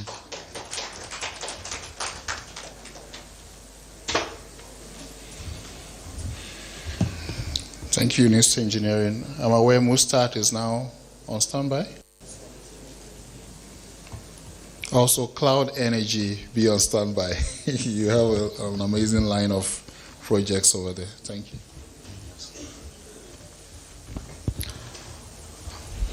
Good afternoon, all. Allow me to adapt to the existing protocol. My name is Engineer Amodu Mustafa. I'm the CEO of Muspat Energy Solutions, an indigenous company based in Maiduguri. Over the first decade, we have done so much work in areas of providing uninterrupted power to our hospitals, installing street lights. Virtually, we have converted all the street lights within the metropolis and its environs to the solar street lights. There's no single generator that is running to power a street light in Maiduguri and its environments. And again, in area of health sector, all our primary health centers, almost 80% has been powered by solar, typically by 10 kVA and 5 kVA, depending on the nature of the primary health center. And in the area of potable water supply, we have successfully converted all our motorized solar powered, motorized borehole into solar powered, and we are doing more. As we all know, we are coming out of the insurgency. Livelihoods has to be, maintained and sustained. As indigenous local contractors from Maiduguri, we are appealing to the REA to give us kind of a waiver to look at and meet up with the minimum technical standards, because we learned that even when we install 100 megawatts of solar power, we are still not giving out energy, as the part of the minimum requirement requires to install 310 kVA to power households, meter it after confirmation, or a single 50 kilowatts, as the case may be. So we are appealing for the Rural Electrification Agency to consider us being the first timers collaborating with RES. Thank you, Your Excellencies.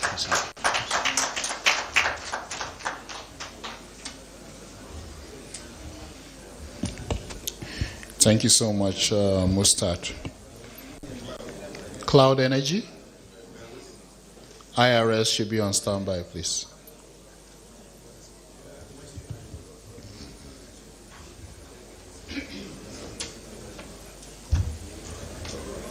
Thank you to all the people in the House. Thank you to MD.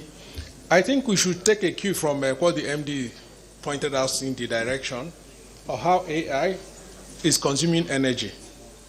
So the world majors are now short of energy.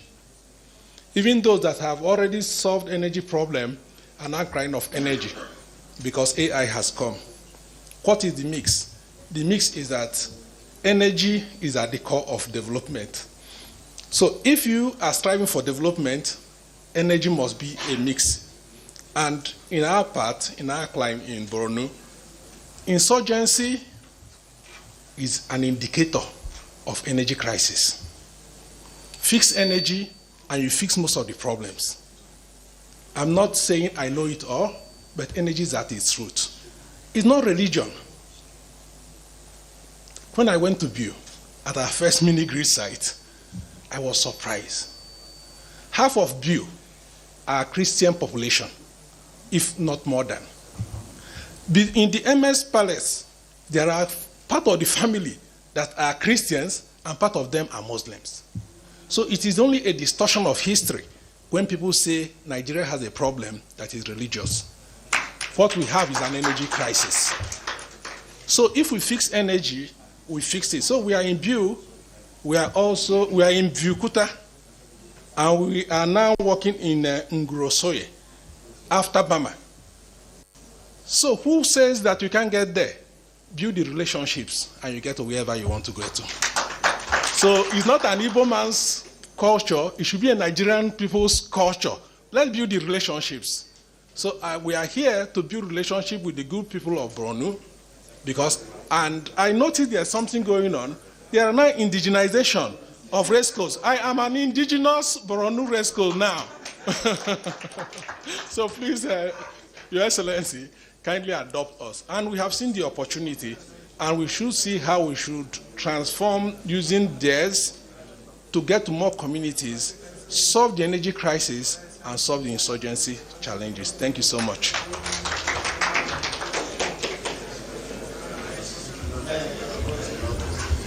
Thank you so much, Cloud Energy. And that's why we are 100% certain that renewable energy will power resilience in Borno State. So we totally agree with you. IRS?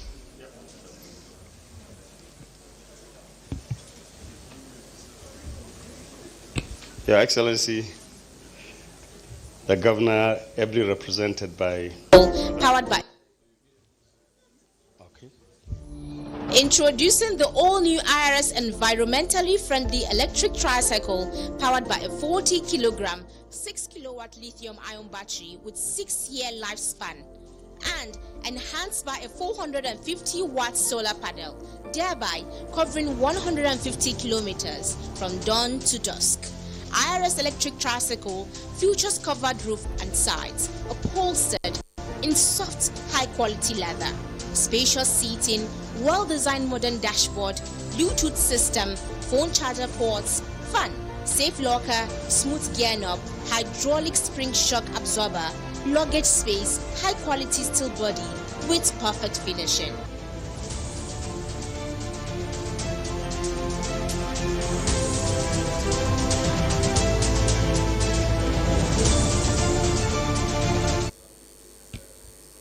Your Excellency, the Deputy Governor, representing His Excellency, our Governor. My MD, good afternoon. Excellency, I was able to improve my vocabulary today. I have a suggestion, Your Excellency. Since everybody is trying to be an indigent, well, I was thinking maybe we should do an immigration office. So, so that we know who goes in there. But thank you very much. I was in Maiduguri last week. I'm very impressed with what I've seen. Clear, focused, visionary leadership that impacts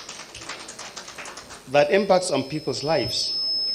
I've seen the charging station, I've seen the water treatment plant, I've seen the solarization of healthcare and the schools. And this is what leadership is all about. And we will continue to encourage His Excellency to stay the course. We want to partner with Borno State because if you look at it, Borno State is one of the best states that has the solarization availability from the sun. I think annually we have 2,245 kilowatt square meter annually, of 6.5 daily for the state. And that is one of the most important things you require to do the solar industry. Right now in Kano, we are putting up a 600 megawatt solar panel assembly plant like the MD spoke earlier. We are doing another one in Akwa Ibom State. We already have a meter manufacturing and assembly line in Kano.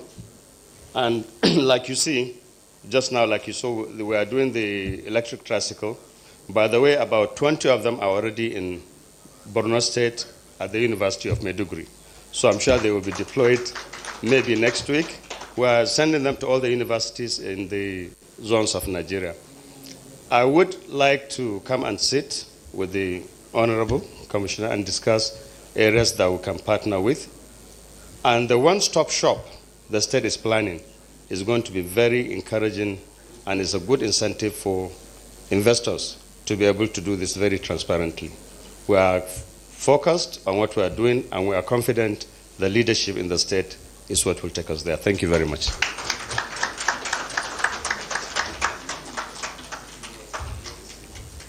Thank you, IRS. A little fine for you, Chairman IRS, for overstaying your time, sir. A Solar on standby. Pedra Builds should be on standby. Off-grid electric should be on standby as well. A Solar? 1 minute, please. We are going into the MOU signing shortly. Thank you. Good afternoon, Your Excellency, the Deputy Governor, representing the Executive Governor of Borno State. I want to say congratulations for the great job that is going on in Borno State. The MD, REA, and management, congratulations for the things you are doing so far. My name is Dr. Momo Jima Umar. I'm the Managing Director of A Solar Systems Nigeria Limited. I am representing Mr. Hakim Shagaya, who is unavoidably absent. What do?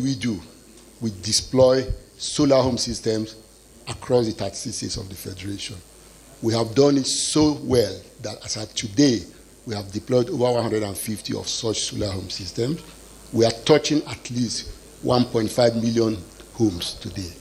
We've created direct and indirect jobs of about 25,000 as of today. For Borno State, we have deployed minimum 2,500 solar home systems, particularly in Biu, and we've created at least 600 direct and indirect jobs. What have we done afterwards? We have enumerated all the local governments in Borno State. We know the houses everywhere that need solar home systems. We have the solar home systems ready. All we are asking is to be given the opportunity, like yesterday, to begin to deploy more solar home systems. Doing that will create more jobs, reduce security resiveness, the youths are more empowered, and the great job that His Excellency is doing will continue to do. Thank you so much, Your Excellency.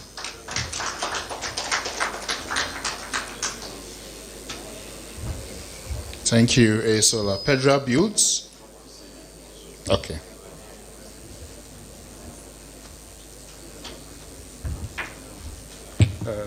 Good morning, Your Excellency, distinguished ladies and gentlemen.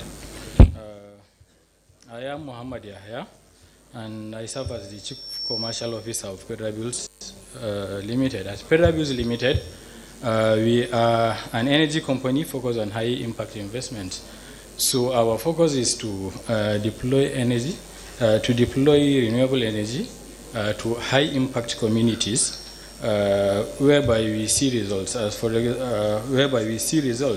For example, we are piloting our projects in 5 major communities across Jeri communities, namely Shuari, Goniri, Gumsuri, and part of those communities are resettled communities that are being built by His Excellency, the Governor of Borno State.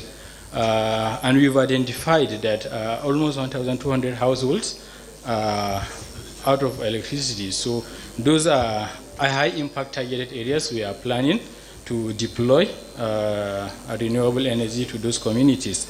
And our commitment as Pedra Build is to work closely with Borno State government and Rural Electrification Agency to ensure that these massive investments create jobs for young people, expand farmers' incomes, and support wider visions of rebuilding safe, productive, and dignified communities across the state. Thank you very much.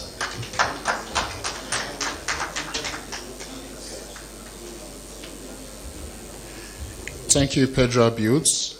Your Excellency, sir, I would seek your advice on this. We are live on NTA, and we have just barely a few minutes. We want to have the MOU covered live before we go off air. Because NTA has insisted they won't give us JARA time. So we'll take the MOU signing, sir, then we'll take a few more rescos, then we can close for the day, sir, if that's okay by you. All right, thank you so much, Your Excellency. Director Legal, REA, I think we can have the MOU signing quickly before we go off air.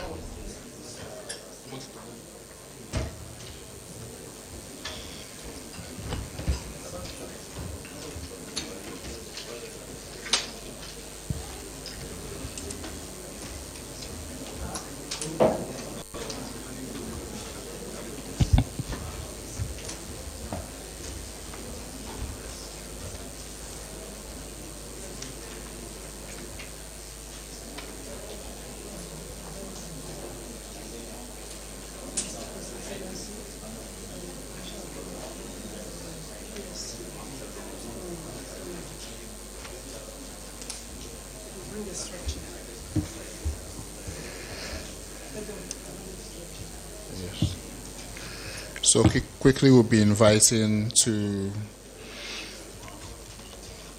participate in the MOU signing His Excellency the Deputy Governor, the MD REA and the REA's executive team, the Honorable Commissioner, Transport and Energy, as well as the Permanent Secretary for Borno State or his representative.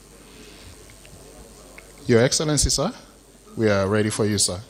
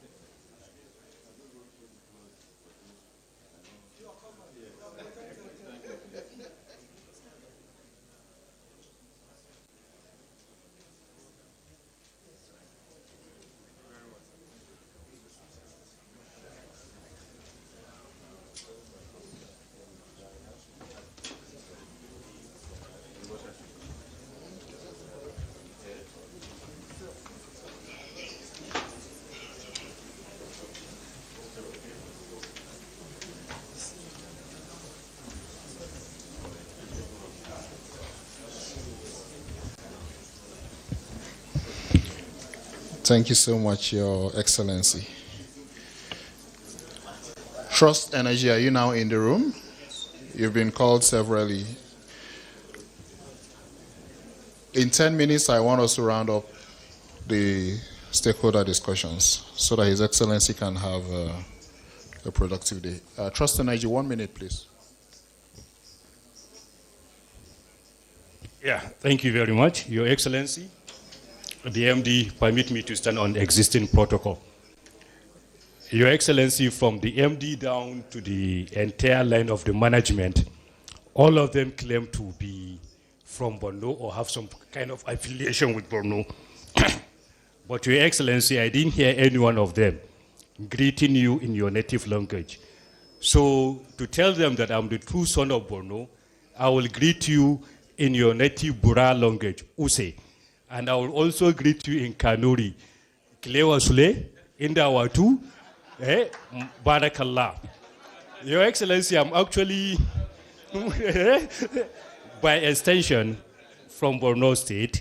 I'm an alumni of University of Maiduguri. So Maiduguri is my second home. I spent 6 good years, and my guardian was a Bura like you, Alaji Dauda Burma of blessed memory. So I lived both within the campus and off campus. So that makes me a true son of Borno State. I really appreciate the remarkable achievements being done in Borno State by your administration, especially in this space. And my good friend, the Honorable Commissioner, we started talking about this energy sometimes about this time last year. We even came up with a draft policy on the energy and a draft law for the energy. As well as being a transport specialist, we are also